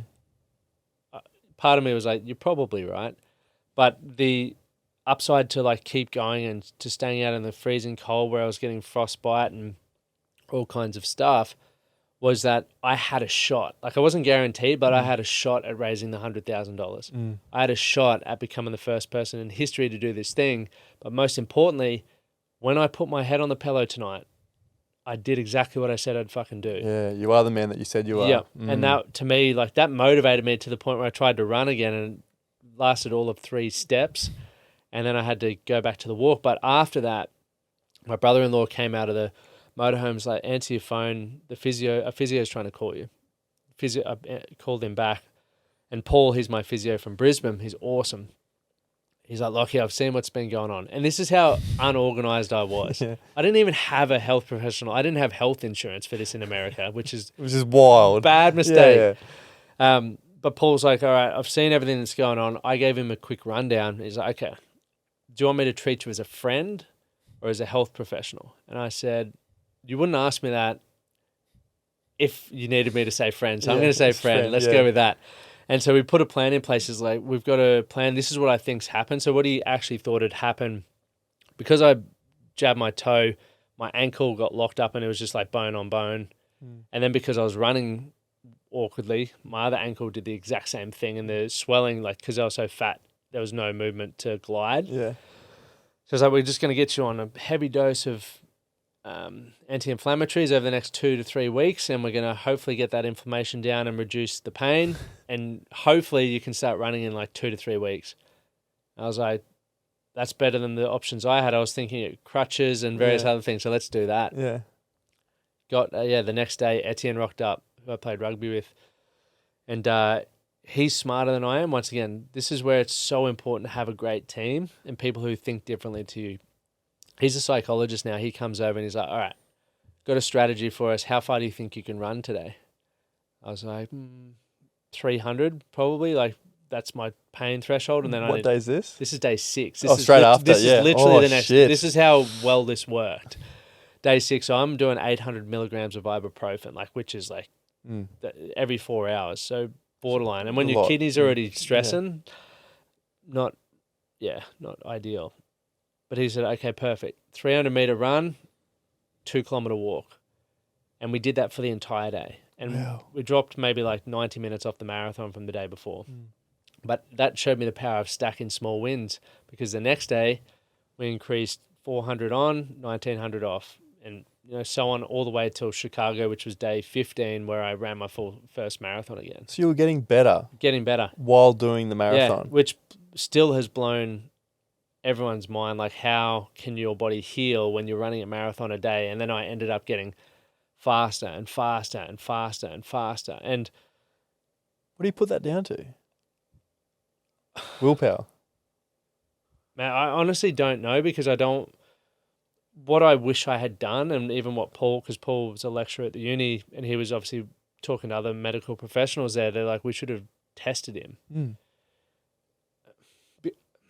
I think, knowing my training history, I think I'm lucky. Or I'm not lucky, but I prepared in the fact that I'd done so much strength training over the years. I'm not built like a marathon runner. So when my ligaments were under the pump and everything like that, they were Strong. Yeah. I do think, like, it's 100% physical and it's 100% mental. There's no like, oh, it's fucking 90% mental, 10% physical. It's all everything. Like, you're on it, Like, It's 110% everything. every day I was Yeah. just like, physically this sucks balls, mentally this sucks balls, but anyone, like, my crew could do everything else. Yeah. And if they didn't feel like doing the certain thing, someone else could do it. But no one else could run. It felt like that was like such a turning point, like that day where you wanted to quit. And it almost like put you in good stead for the rest of the... Dude, if Paul didn't call me, like, even though I believe I would have finished that marathon that day, but Liam, like, he didn't tell me this during it, but they've told me since we've got the doco coming out, like, he was calling our videographer being like, I think we're about to pull the pin. And like, Liam's the most chill dude you'll ever meet, like, never stresses. And it was the first time I've seen him worried. And I was like, okay, well, I'm glad you didn't tell me that in the moment. But Paul calling, even though it wasn't a guaranteed plan, it still gave me hope. And I think having hope that I could reduce pain and that I could, the strategy, those small wins, like which Etienne implemented, because I wouldn't have ever thought of that. No. There's no chance in the world I would have been like, I'm going to run, walk. I would have just been like, let's all in run or let's all in walk. And if I all in walked, we wouldn't have made it. Like, we would have lost so much time. Yeah. So, like, those two people were so pivotal in that moment. But you would have thought I would have learnt and I would have been tolerant, but I still made plenty more mistakes. Like, talk about emotional maturity, and when you get so fatigued, like, I was so banged up that I literally couldn't think for myself. Like, I had to, there was day 27. It was icy as, and the footage we've got of this is insane. Like, I was going everywhere and I was just slipping on black ice, and I was so pissed off, as you could imagine. It's the last thing you want to be doing. And I found this place like 8K away from where we were staying, where the boys were, because it was so cold they decided to stay inside. And I did my little run. I came back to get some food. No, actually, they came down to me to bring like a snack and some water, like extra electrolytes. And so I got in the van. I'm heating up my hands because it was so cold. Anyway, I couldn't get my glove on because everything was just moist. And so I was like, had a tantrum, threw the gloves on the ground, left my waters, and I just took off. I get about another 8K in. I was feeling awesome at this point, but I get another 8K in. I'm shivering. Yeah. I'm very hungry. I'm thirsty as all buggery. And then I'm looking to blame the boys. Like, how the hell could they let me go off like this? I'm 8K away. I don't have my gloves. I feel like I'm going to pass out. I took a video, just been like, because I honestly thought I was going to be in a bit of strife in that moment. And when you feel like your life's over, you start thinking about what actually matters. Yeah. And I took this video just being like, I don't give a crap about the titles, the recognition, the money. All I care about is like my family. Like, that's it. And I also wanted to blame the boys, but I called Etienne and I said, can you just like come back down and bring hot stuff? Like whatever's warm, bring it because I need it. And lucky I had enough time to get over the anger and the being pissed off that by the time I got back to the van, I was like, okay, boys, we need to have a meeting tonight because that could have been real bad. Like one, I'm also don't have health insurance. So if anything does go wrong, it's not good. Yeah. But in the meeting, I'm like, I just need to, like, I need to give you guys new roles because I'm trying to take on too much. And that's my fault because I had this belief that if you want something done well, do it yourself. And I also thought they'd left their family at home, they'd left their work at home, and they'd come to support me. I can't just dump more shit on them.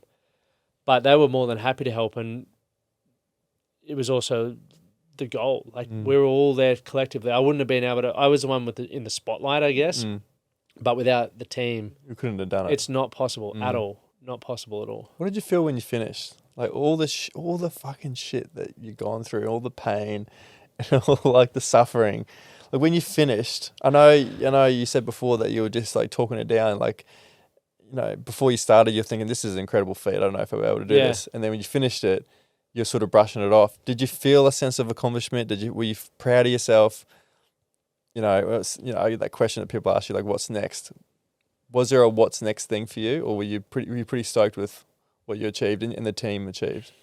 I was definitely stoked. Like, I can't believe we pulled it off. Like, because so many things had to go right. Yeah. Like the weather, the vehicle not breaking down, like so many things we were very lucky. Like there has to be a stroke of luck on that. So there was definitely a level of accomplishment for sure. Having the opportunity to sit down and think about it, though it's still happening. Like I've been writing, doing the book and doing the doco. It's like you think a lot, which is great. And even interviewing my mates who were there and like hearing their takeaways or how they interpreted things. Their points of view. Oh, like, dude, wild. This is a different story. Yeah, I was like, oh yeah, literally. It's happened multiple times. I'm like, what? I don't remember how that. I pictured it was different to how you guys went through it. But their that's stories, pretty cool though, because they would have their own versions of the... Literally, yeah. And that's one of the coolest things, right? Like so many people on the same journey or in the same bus, but seeing something in a completely different way because, you know, like Etienne was away from his young son and Ben was away from his missus and business. Liam had literally got married. We were in Mexico for his wedding and this was his honeymoon with me. Like everyone had given up stuff. So they're also got their own stresses back home and they're also worried about me. So everyone would have been interpreting things in a completely different way, but it's cool to hear their stories. It's cool to hear their perspectives. But this episode is brought to you by TLC Recovery Centre on the Sunshine Coast. Whether you're chasing peak performance or just need to reset, TLC has everything you need. Infrared saunas to help detox your body, reduce inflammation, improve circulation and calm the nervous system, leaving you feeling lighter, clearer and more recovered after every session. They've got cold plunges to reduce inflammation, boost mood and mental clarity and build resilience. They've got compression boots to speed up muscle repair and massage therapists who know exactly what your body needs. But what really sets TLC apart? The people. The owners are the kind of good humans you want in your corner. Down to earth, genuinely care and deeply invested in the local community. Head to TLC Sunshine Coast, use the code TLC15MYH to receive 15% off and experience it for yourself. To understand what we achieved is still mind-blowing. Processing it, because physically I'm like so grateful for my body and proud of my body and my mind that I can do that. I'm grateful for my wife that she was supportive and allowed us to do that, but also the team, how the hell we pulled it off, like, is mind-blowing. And then I still remember, like, the moment I cried and actually allowed myself to feel it and appreciate it was actually in Hawaii when we had Hell Week, because once I knew I was going back to Australia and I knew I had healthcare, I was like, I don't care what happens. Like, anything could happen, and I know I'm going to a good hospital. Yeah. So as I'm running the last 1,500 meters of Hawaii, which is my second marathon in 12 hours, I'm just like running through. I'm like, holy crap! Like, you've just done the 50 states marathons. Like, people spend their whole life trying to tick off a marathon in all 50 states. You did it in I've done it in 50 days. 50 days. And straight from Hawaii to Australia. Yeah. So I went. So what Hell Week was, and I always forget to talk about this, but I think it's very important. Hell Week was what I was most worried about, because it was going to be 4 marathons in 48 hours with international flights. We finished the marathon in LA and had to drop the van back and then fly straight to Hawaii. We landed in Hawaii at 10:30 at night, and so technically we had to start after midnight for the next one, and we were going to do it at 4 a.m, catch our flight at 11. But I was like, I needed to eat. So I was going to stay up till midnight anyway. I was like, I'll just run the marathon now. So we did that, finished at 4:30, got to sleep till 6. So I got 90 minutes sleep, got on a 12-hour flight or a 10-hour flight to Sydney, landed in Sydney at 7:30 p.m, had to run a marathon by midnight. So we went straight to the Opera House and ran. There was like 30 people there, which was awesome. Did that marathon, so finished that at midnight, and then got up. I think we were on a 6 a.m. flight to Canberra, and then did another marathon in Canberra, and then had to fly to Melbourne that afternoon. So it was just like, logistically, once again, if we missed any of those flights, we were screwed. Yeah. I was literally running off bugger all I sleep. was going to ask you, what are you running off? Anything? Just routine. I honestly think it was routine, because you've done 50 before. You're like, this is my daily routine. This is it. I think that really? is it, because you were Embrace saying it. outside, like, you were sore for a week after your marathon, right? So was I. But after you've backed up for a week, it's just like, it's what you do. The body's used to it. Your body's like, 7 a.m, shit. Isn't it incredible how your body can get used to that sort of suffering? It's mind-blowing. But I think that's the pain, like, how your body gets used to that. That's its new threshold on what it's dealing with on a daily basis, that it just becomes normal. So you're like, okay, that's cool. Like, I couldn't sleep at night for the first, like, 3.5 weeks. I got all my Whoop data. Like, the sheet on my feet would wake me up because the pain was so much. If it would just, like, move. Like, that Whoop data would be out of control. Oh, it's nuts. Do you have it all? Yeah, I have everything. I documented a lot of stuff. Was it mental? Yeah. Yeah. My sleep was shocking. My heart rate was elevated constantly. Your recovery would be terrible. Recovery was tanked. Yeah.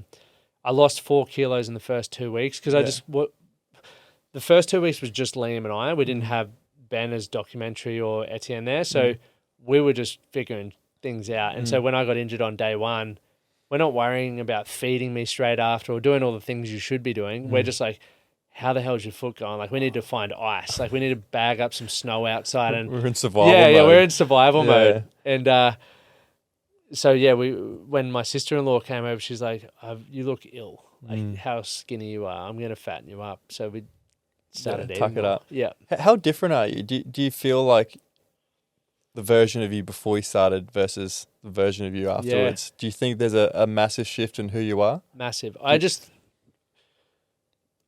I've always been ambitious, but I think there was part of me who was afraid to go after what I wanted, and that's professionally. And so now I'm just like, I've been playing so small in my career, in my life, and I am truly confident that I can do big things. And so that proved that to me. We got so much shit thrown at us, from media stuff to not only physically, but my wife and I were going through IVF during that, so it put a lot of stress on our marriage. So we dealt with everything. And I'm like, if I can get through all of that, and I know the people who supported me through that, and they're going to be there throughout my life, like, why am I hiding in the shadows doing the stuff that I'm doing? Playing small. Yeah, like, it just has empowered me to just go for it for the exact same reason as I've always been doing things, but I've always been reserved. Whereas now I'm like, there's no more reserved. Let's Yeah, I just love that. go for it. So you're writing a book about the experience. Yes. And there's a documentary. I saw a little trailer Mate, for yeah, it. well, the doco was supposed to be done. Yeah. Is it not done yet? No. Finishing touches. It's nearly done, but Yeah. one of our awesome sponsors has sponsored this run. I can't remember. I'm so bad with that. A running film festival. So we went the other night and it was supposed to be premiered there, but unfortunately it was just the trailer. But it was still awesome. And it was so good to be in the running community and see some of the incredible docos that are coming out in that space and the messages behind it. And when can I see it? 3 weeks, hopefully. 3 weeks. I'll send it to you. Yeah. Yeah. Are you having a premiere? We are going to have a premiere, yeah. Where's the screening at? We're going to do one in New Farm. We've got a campaign coming out soon. Yeah. Because I want to do some regional road shows as well. Yeah. Come up to the sunny coast, mate. We'll mate, love it. I will because we just want to get that message in front of people, like the message of what it was for me and what it represented to me was all season and all terrain, because life is exactly like the marathon of life, all seasons, all terrain. As we said, sometimes you're in winter, other times you're in summer, and it's important to know that one's always around the corner. What can you do? And even the metaphor is 1 foot in front of the other. Like, that's Literally. what you're thinking about every day, was just 1 foot in front of the other. And we can all do that. We all have that power in us. Yeah, and sometimes it's a fast foot in front of the other. Yeah, Other times sometimes 300-meter walk or whatever it is. Like, so yeah, no, I'm, wanting to. We learn so much, and to be able to use that as a resource for people that hopefully inspires them to see what they're capable of, and just to know what that's like, because quite often we see when people are at the end goal, we don't ever get to really see what it's like going through that. And even for the next one that I'm working on, I did my first video on it today because I want to show the stuff that I didn't capture this time, which is like, here's me saying this is what I'm going to do. Yeah. And I don't believe it's possible for me right now. And here's me about to break it to my wife what's happening and her reaction, and then I'm going to do it to...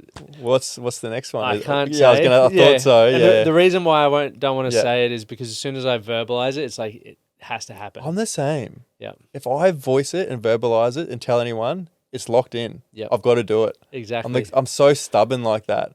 It's because I made a promise to myself that I was going to, be more accountable to the things that comes out of my mouth. Yep. If I say I'm going to do something, I've got to do it. And I'm the exact same thing. I'll hold off until I know that it's like I'm going to do it. Otherwise, I can't say it either. Exactly. Yeah. It's good to do though, right? Yeah. Oh yeah. Absolutely. But yeah, I'm going through that exact same process. We want to tidy up this experience and get the doco out, get the book out, and impact as many people with it. Yeah. But then when this one comes, this will be more performance based rather than like ultra endurance. Yeah. But same thing. I'm shit scared of it. I don't think it's possible for me personally. Even everything that you've gone through. Everything else. Even doing 58 states in 58 days, you're looking at this next challenge going, I don't know if I could do it. Yeah. I don't even want to know what it is then. Well, it's because it's more performance based, right? Like it has to be. So we're playing a game of charades here, aren't we? Yeah, We're trying to figure out what it is. No, it's all right. You don't have to say, but it's going to be worse. Yeah, it's going to be harder. It's for going to be me, harder. I think it's going to be challenging. Okay. Yep. That's incredible. You talked about, before you were playing small and now you're just like your dreams and aspirations, like are larger than life. Talk to me about sort of the Man That Can project. Does that stem from the 58 states in 58 days? Yeah, so I started the Man That Can project in 2017 off the back of my own challenges and starting those fitness events. But one of the things that was missing in my life was good role models. And role models, like I said, I wanted to be successful. At the time, the measurement was money. But what I realized was I needed more than that because I started meeting people who had money who were on their third marriage. They didn't talk to their kids. They were overweight and weren't happy. So I was in Austria one day, and I got a message on Instagram from someone asking me about something I'd posted. And I was getting common questions. So I just remember being like, when I get back to Brisbane, let's just run an event for this. This would be sweet. So I ran my first men's circle. And this was before men's circles were A thing. This was when everyone thought it was like a bunch of fucking weirdos. And so I put this out there that we wanted to do it. But my intent was I wanted to get in the room with people from all walks of life who were exceptional at things that I wasn't. so I could learn from them. And the first one we had 6 people. Then over time we ended up getting like 30 men in them, from doctors, lawyers, 18-year-olds, bricklayers, builders, like all walks of life. And it was insane, man. Like people would walk in there with shit and come out feeling lighter. And what was really cool was we were all the same. Like we all had Common problems themes, and themes. It just showed up in a different way. But people weren't feeling valued. They didn't feel like they had purpose. They felt stuck. All of this sort of stuff. But over time, I saw they weren't doing anything about it. And I started to carry that because I'm like, this dude's so awesome. Like he's got so much potential. Like, why are you not changing something? Like you're getting insights and perspective from people. Do something. And I got frustrated, and my wife's like, why don't you just start like showing them how to do it? And I was like, oh, I'm not qualified. She's like, well, figure that out. Like, go do something then. And I was like, that's not a roadblock. yeah, I was like, yeah, you're smart. yeah. And so I did that, and then it led into like, oh, okay, I'm not going to be Lachlan Stuart anymore. I want to build a business and something that is bigger than me. It's our community. And once again, my wife's like, well, you always talk about what you can do. Why don't you make it the man that can? And I was like, because it's like the man that can be an exceptional husband, the man that can run 58 marathons, the man that can, whatever you want, you put your ending. You can do it. Yeah, and we just grew off the back of that into workshops, retreats, and coaching, which is what we've done. And we've always stayed focused on men because I feel there's a need for it. There's something that I get out of being around just with the boys, where you can share your vulnerabilities, you can grow together, that shared suffering even. Yeah, that like brotherhood. Yeah, for sure. What are men craving that they don't know how to ask for?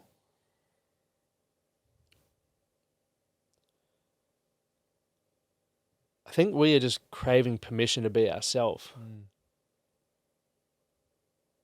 We've adopted many, and I'll speak for myself, but I just know that a lot of men that I am fortunate to spend time with are just, you know, that what I was talking about before, it's like a lot of people have an idea of what they want to be doing with their life. So many people say it to me, and I'm sure they say it to you, but like, I wish I just could do what you're doing. Well, you can. You maybe have a few hurdles. Maybe you have, and when I say hurdles, I mean in the nicest way. You might have a mortgage that makes you be more considerate with your finances. You may have children, which means you need to be more considerate of your time. But that's not a reason why you can't do it. And then there's also the environment. Like a lot of blokes might hang around with, you know, people where their way of catching up is getting on the piss, but they want to go for a hike. It's like, okay, well, you get to change the narrative and you get to have the permission to be you. But if you aren't feeling confident, then that's a different story. And so when you decide, hey, like for me, I decided I wanted to change my life because I was looking at the direction that it was going and I didn't like that. I didn't know what that was going to look like, what I would be doing for work, or who I was going to be hanging around with. They were all uncertainties, but I just made the decision I was going to move in that direction. So it was trial and error. But I had to have confidence in myself to move forward. Yeah. And I think that's, one of the biggest. Because how does someone build that confidence? Because that's something that I definitely lacked. And from my own personal experience, building my confidence was going through failure, realizing that I'm not going to die. Nothing bad happens to you. You know, it's not as scary as you think it is.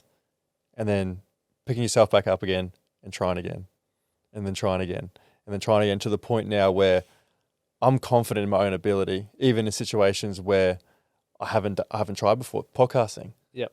Never done it before. And I was just like, I have failed before though. And it's not as scary as people think it is. So I might just give it a go and see what happens. And the first season, ups and downs, you know, still figuring out your way. But how do you think someone can build their confidence? Simply as you put, for me, confidence is built. So if I look at confidence and I would then link it to like self-esteem. So for example, if I'm talking about self-esteem, it's my overall view of myself. So if I think I'm a good person across the board, it's because there's a lot of little things that I'm confident in and proud of. If I'm looking at confidence, it is in relation to a specific skill. What makes anyone confident is repetition. But what repetition teaches us is what's missing in order to make it better. And so if you're finding it overwhelming, for example, if you're wanting to start a podcast and you're like, I just couldn't even speak on camera, I'm shit scared of that. Well, what could you do first that would move you in the direction of that? You could start videoing yourself or speaking to yourself in the mirror. Get comfortable with that. Start then filming yourself and then sending it to a friend. Like as a video, man. I do it to the lads all the time. We do like a weekly Wednesday catch up. Little WhatsApp. Yeah, little like WhatsApp videos. update. Hey boys, I'm just in the toilet. No. Yeah. But you're developing the skill because confidence is a skill set. And like I was saying earlier, if you give people frameworks, that is like the steps that they need to take to get an outcome. Confidence is like also part of a feeling. Like, do I believe I can do that? You won't ever know until you go through that, because each step it's going to require a new version of yourself. You're going to have to upgrade, which means you're going to have to go through challenge. You're going to have to challenge beliefs. You're going to have to prove to yourself that there's evidence that you're capable. And when you get enough, I guess, pillars in your life where you do feel confident, like you just said, where it's like, you know, you could do anything that you set your mind to. I'm the exact same. Yeah. I'm so confident in my ability that I will be able to be resourceful and you find what needs to be found in order to achieve it, and I will be able to solve any problem. Hands down. And that doesn't say that we're not afraid or we're not like, you know, scared by it. We're not Every level. Yeah, every level. It's always going to be the element of fear. And it's funny with like confidence and especially like courage, like you get the confidence by doing the action, not the other way around. You don't get the confidence and then do the action. It's you got to go through it. You got to go. And the reward is you get confidence through that. Boy, other people wait to be confident before they try the thing. Exactly. Once again, to keep it simple, whatever it is that you want to do, chunk it down or break it down, compartmentalize it to the point that you find a step that you could actually take. Something that you're like, that's going to move me towards where I want to be, and I do believe I can do that. 300 meters. Yeah. Like, I never thought I'd be running 300 meters. And I was running like when I say running, I was like, I was like, when I got back to running even Chicago, I was still doing like 9-minute kilometers. I didn't think I could run that slow for me. Like, context, I'd normally be running like 5-minute 15 Ks on these marathons. So to me, that's walking pace. But I got that experience, and then I was like, oh, if I could just get back to 7 minutes 30, how good? There's small little wins. Those small little wins. So for me, it's not that you can't achieve anything. It just maybe you need to move the timelines of when it's possible, but just chunk it down to the most minute point where you're like, I can do that thing. I love that, because something that I've definitely incorporated in my life over the last couple of years is the promises I keep to myself. You know, I would always go back to why I say things, and I got to do it, because before I would always just say, yeah, I'll go do that. And I wasn't a man to my word. And I had to really fix that, not with the things I say to other people, but it had to start with the things I would say to myself. So the promises I would say to myself. So I would always hold myself accountable. Now I do. I didn't before, but, you know, in the middle of winter where I've got a sauna and cold plunge at my place, and I'm like, every day I got to go in it. Every day, you know? And it got to a point where I'm so stubborn and almost a little bit superstitious that if I didn't do it, I felt like something bad was going to happen, you know? But like, they're the things that build your self-confidence, but my self-respect too. And that relationship I have with myself, I know I can do things because I hold those promises to myself. And they're the things that really like helped my mental state when it was so low. Was like, you going to the gym? You told yourself you was going to the gym. You know, you're going to go do that because you told yourself you're going to do it. And it doesn't have to be big things, like, you know, there could be chores around the house. You know, you said you're going to do it, do it. Literally, yeah. They're the small habits that create those big changes in your life. To that point, because I everything you said, I think, is 100% true. I found myself, I used to struggle with that because I was overcommitting to things. So for anyone who feels like they're overcommitting to things, you've just got to come back down to like what's really important to you. And once again, what is the thing that you could do in that domain of life, whether it's because I think I use the term daily deposits, where I want to do a daily deposit in my relationship because at some point I'm going to need credit, you know. Yeah, I love that. And same with my health and those areas. So what am I doing today to do that deposit? And I'm never going to have as much time, or probably dedicate as much time to other areas as I do my career, because that's just how we've been conditioned. Maybe in the future. But if I've got an hour with my wife today, then what's the best use of our time? How am I going to make her feel loved, heard, and valued? If I've got 15 minutes for health today, what can I do?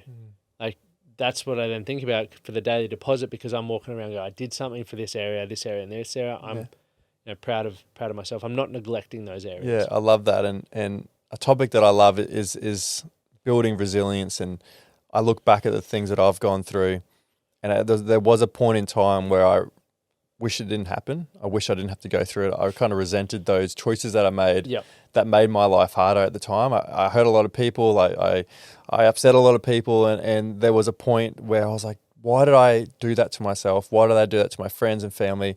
Why did I have to go through that?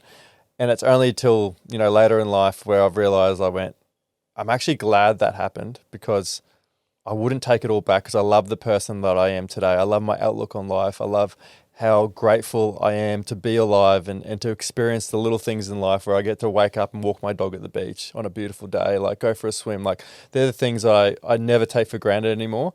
And building that resilience, people will hear this story and they go, well, how do I build resilience? I don't want to go 58 marathons in 58 states, but I do want to build that resilience that you have. To me, it's just doing the tough thing. It's like, where in your life can you make the hard thing default? So for you said even throughout winter, I do my sauna and my cold plunge. Like, I could think of nothing worse than getting in a cold plunge in winter, right? Like, that instantly made things hard. But if I want to build resilience, well, what is resilience? It's just, to me, your ability not to quit when it gets tough. But if I'm training it through, the reason why cold plunges, for example, are great, because you get the same response in the body that you do when shit gets hard, where you want to run, you want to get out. Yeah. And it's like, how do I control my mind? How do I regulate my emotions through this to sit with it, to be with it? And that's all I did even on the marathons. Once again, I didn't start with 58 marathons. I'd been conditioning my mind and building my resilience from back in 2014 or even earlier, like footy and all of those things, all of those setbacks, but I just never quit. And so every time you get that experience where you're like, do I quit or do I not? One foot in front of the other. And you may not reach your goal today. But if you don't quit, if it's important to you and you don't quit, you're going to only continue to build your threshold. Yeah, for sure. And I think a lot of people sort of lose sight and they go, I want to be resilient. I want it now. I want to be at the finish line now. But they don't realize it starts with small steps every single day over a course of years. Yeah. I would even say, though, if people are saying, I need to be more resilient, like, what do you specifically mean? Because if you don't know what you specifically mean, like, resilience and emotions in general are fleeting, right? We could get a phone call right now and it could put us in any emotional state. Like, you just won the lottery. You'd be fucking chuffed. Yeah, see you later. Yeah, so yeah, podcast done. But equally such, you could get a sad call and it's going to control your emotion, right? So we need to find out how we make them tangible. So when people are saying, like, I just want to be more resilient, like, can you give me an example of a time in your life where you weren't resilient that you're referring to? Like, what do you mean? Because then you can start going, oh, well, I wish I was more resilient in the gym. Okay, well, that's easy. Well, I get that a lot.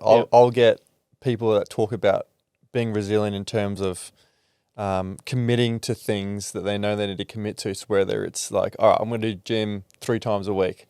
I want to, if things get hard in a relationship, I want to talk about it. I don't want to just quit. Yep. If there's a problem at work with my boss or something like that, I want to confront it and talk about it rather than just sweep it under the carpet and then internalize it at work and then always stress about it. I think it's more so, this is just the conversations I have with friends and family, is that there's small things in their life that they want to confront, but they're not doing it. Or there's like promises they've kept to themselves, whether it's going to the gym or keeping small habits, and then they're not doing it. And by not doing it, they don't feel resilient. So the best time to practice this or develop the skills of being resilient is when times are good. So use your examples there. We'll use the one, I want to have the tough conversation in my relationship. Something I avoided ages ago. A number of years ago, but I can't remember who shared it with me or if I heard it in a book, but they were just like, hey, a great way to start developing great communication, and almost to the point where you'll eventually start over communicating. When you get in bed, no phones, 5 minutes of chat. Yeah. The first 3 months was just like, how's your day? Yeah, good. Yeah. And then over time, you get sick of asking the same question. So the questions start getting different. They start getting more deeper. Yeah. And then all of a sudden your communication's good. And then you realize you can start over communicating. So it doesn't appear hard to have to confront your partner because you've already been developing this skill. Just like with your workplace, like if you can develop a good relationship and a good connection with your employees or your colleagues, it's a lot easier to do that. But you also just know that you need to be honest. Like part of your communication strategy is being open. It's like, this is frustrating me at the moment. I don't want you to take it personally. I just want us to have an open conversation. So those small things gradually over time become those big changes in your life. And it's hard to do that. Like, it's daunting. If you know that there's a tough convo that has to go down with your partner, and you're lying in bed and just say, hey, can we just have a chat tonight? Instantly, like for me, I'll be like, do they think that something's coming up? Have I done something wrong? Like, what have I done wrong? Rather than just saying, hey, when times are good, it's not going to default to a bad conversation. Yeah, I love that. Nobody wants to talk. Do you ever think about the person or the father you want to be? Yeah, all the time. All the time. Bro, since 2014. Like Really? So the reason why I've built my business the way it is because going back to dad, like dad's incredible, but I want to be there for those moments. Like I never want to sacrifice that. I think that's to me the most important thing. So every decision that I make, it's like, will it impact my health in the future? Will it impact my connection with friends and family? Will it impact my freedom? Will it impact my adventure? And will it impact family? Yeah, right. And so if it's like, for me, it's the reason why I don't have a bricks and mortar business, because my wife travels a lot and we travel a lot. So therefore I couldn't commit to that without it, putting a lot of stress on our life. Those 5 pillars. Yeah. And so going back to the kid thing, what was missing in mine and my dad's relationship that I can build upon? I want to be emotionally on. Like another example, our videographer on the trip is like, can you just snap already? Or like something happen? I'm like, what, to catch something? For film. Yeah. And I was like, I'm not really angry. Like I'm frustrated, but 10 years ago I would have done that stuff, but right now that's not who I am, and I don't want to show up like that just for TV or anything like that. For me, it's like I'm going through all the shit in my head. Don't you worry, but this is me because I never want to scare my children. I never want to make Amy feel unsafe. I don't want people to think I'm that. That's not who I am. So I've worked at all of this shit, and it's the reason why I still see a psychologist. It's the reason why I still invest in myself. The reason why I still put my hand up for help. Because I just want to be a great role model. And to me, part of that is going, hey, life is good today, but winter's coming. What does that look like? How could that show up? I don't know, but I just want to know that I've got the right people. I'm comfortable to go, hey, hands up, because my kids are going to be watching. Yeah, exactly. You're prepared for it. Like, know, you may not know what's coming, but at least you've equipped yourself with the tools and ways that when winter comes, you can handle it. And I love that because they're the things that, we want to model to our kids. And I remember a good friend of mine telling me, like, kids don't listen to what you say, they watch how you live. So live accordingly. If you want your child to have a healthy lifestyle or a certain lifestyle, act a certain way, talk a certain way, or whatever it may be, you've got to model that to them, because, if you tell them one thing and then you act a different way, kids are going to be sponges. They'll see the lies. 100%. And that's why I do believe anyone can have anything they want. Like I genuinely believe that. I don't care how ridiculous it sounds. The only limitations are going to be the ones that you put on yourself from the fact it's like, I've been in this career, I don't know anything different. It's like, what would it look like to explore something different? I can't do that because I've got children. Okay, well, what would it look like to include the children? I can't do that because financially I don't have the extra resources. Okay, well, what are some ways we can solve that first problem? Like, just start solving the problems, because we're fucking not here for a long time, man. That's it. And it seems like all trivial excuses, isn't it? Like, what's your best excuse? And it's not easy. No, fuck no. No. Get after it. But why should something that's not easy stop you from doing it? Because I was always in that mindset, like, man, why can't it be easy? And then I thought, well, why does it have to be easy for me to go after things? Where's the beauty in it being difficult? Is it more rewarding? Is it more rewarding that it's hard, that it's almost unattainable? So when you do achieve it, you're like, oh yes, like I did it. I did something that I never thought that I was capable of doing. people are going to look at you in a couple of years or in 18 months, right? And they're going to go, oh, I want to do what Elliot does. Yeah. And you know all the stuff that you've gone through, the sacrifices that you've made, the traffic that you have to drive back Yeah. to create this. And this is your version of you building the life that you love. And that's an important thing for people to consider is you and I both have different ideas of what a great life is. And that's completely okay. That's what's makes us unique. Beautiful about it, yeah. But you're going after it in your way, which I think is fantastic, and I'm going after it in my way, which I also think is fantastic. Yeah. And there's no right or wrong. As long as you're smiling and enjoying the process, then that's all we can do. Yeah, and it's beautiful because I had the same conversation with Jordan. It's like, far out, like the things that you're sort of sacrificing and the money and time and all that sort of stuff. And I thought, but I wouldn't have it any other way though. Like it doesn't seem...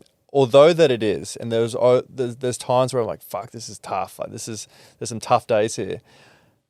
I also don't see it as tough days either.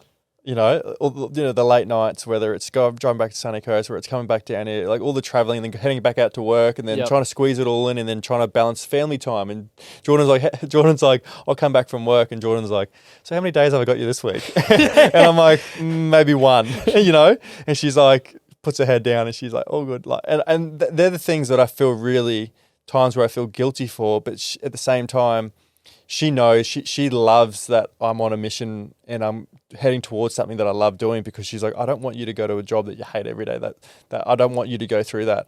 If there's a period of time or 2 or 3 years where you're working towards something and then you get to live your life that you want to live, like that's beautiful. And she said something the other day. I can't remember what we were watching. It might have been a podcast or something, and it came up where I asked her, do you feel like I put you first?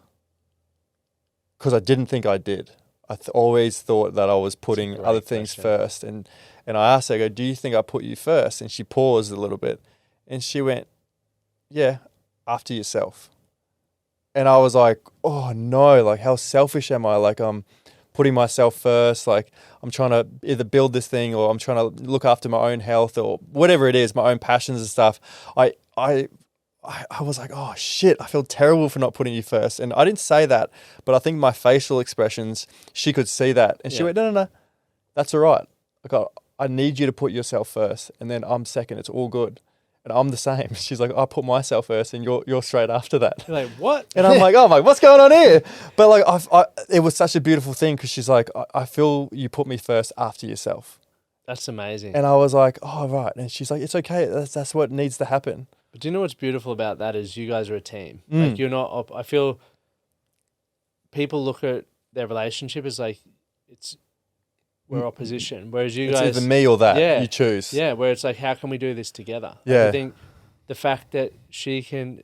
She's so hands-on with this as well. Jordan can say, hey, if it's 2 to 3 years and you're in a better position, like that's so rare, but so beautiful.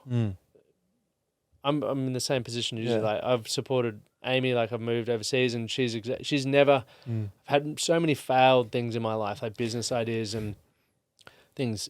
And she's always been like, oh, she's never been like, oh, another one. She's just been like, whatever, like go again. And like, even now it's like where I think in relationships you're in and especially if you're both, you know, growing together, there's seasons where I'm supporting Amy. I'm her biggest, supporter. And then there's times where I'm leading.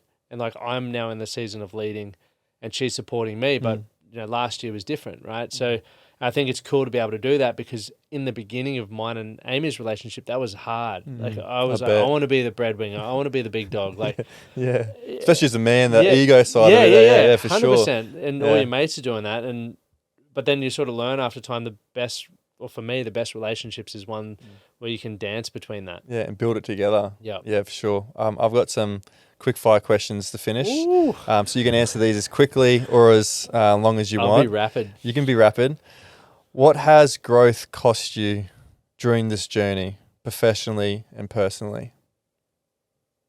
You didn't tell me they were going to be hard hitting. No. Growth has cost me birthday parties. It's cost me moments that I wish I didn't sacrifice, like birthday parties, family events, because I did have a personal development ego for a period where I thought I was better and I had to grow, and I still do, but I also am a lot better at going, oh, this is an important life event. Like, this is growth as well, because it's growing the relationship and the things come. I see growth in a different way. So yeah, it's cost me that. And it's hard at the time to know and identify what I can sacrifice and what I need to be there for. Yeah.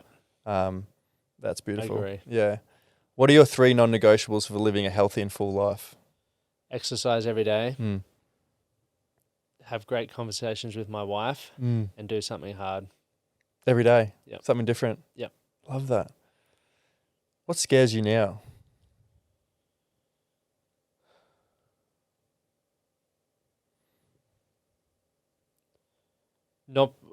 I guess not being able to have a family scares me. Like, if that becomes our reality, then like that is scary. Yeah. That IVF journey. Yeah. Not many people talk about too. So that's a challenge. That's scary. And then also, like, I think just not.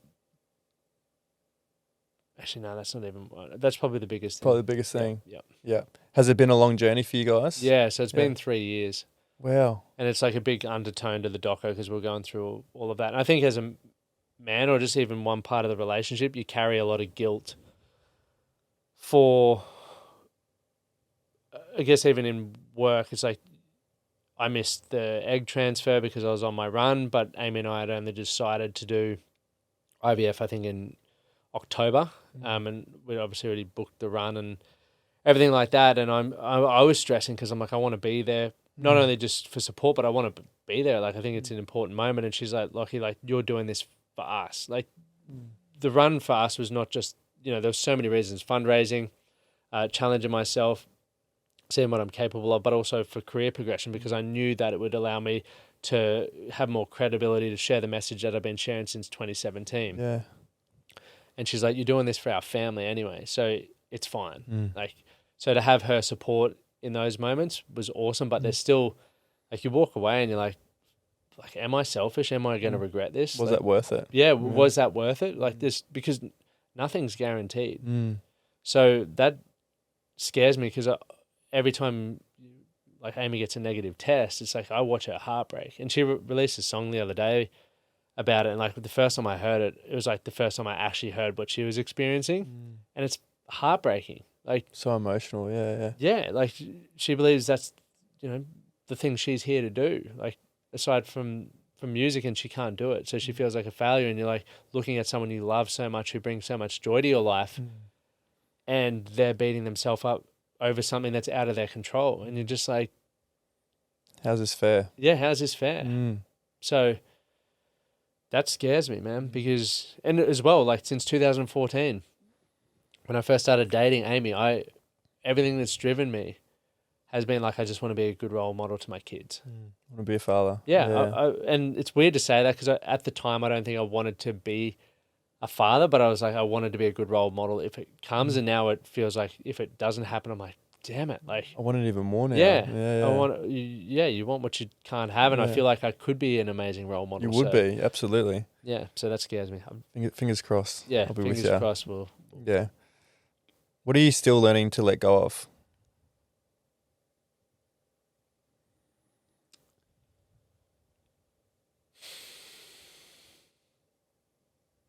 Being so freaking serious to be successful.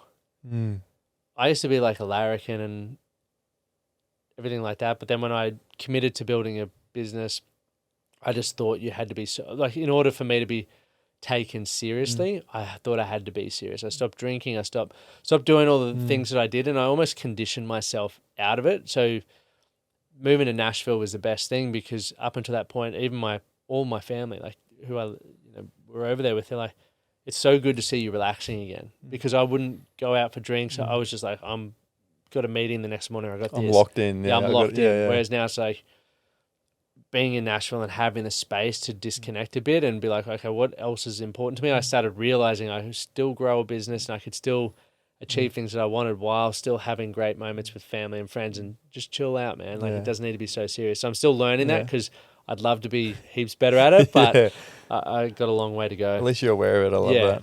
Who's your hero? Probably my parents, because my dad gave me work ethic.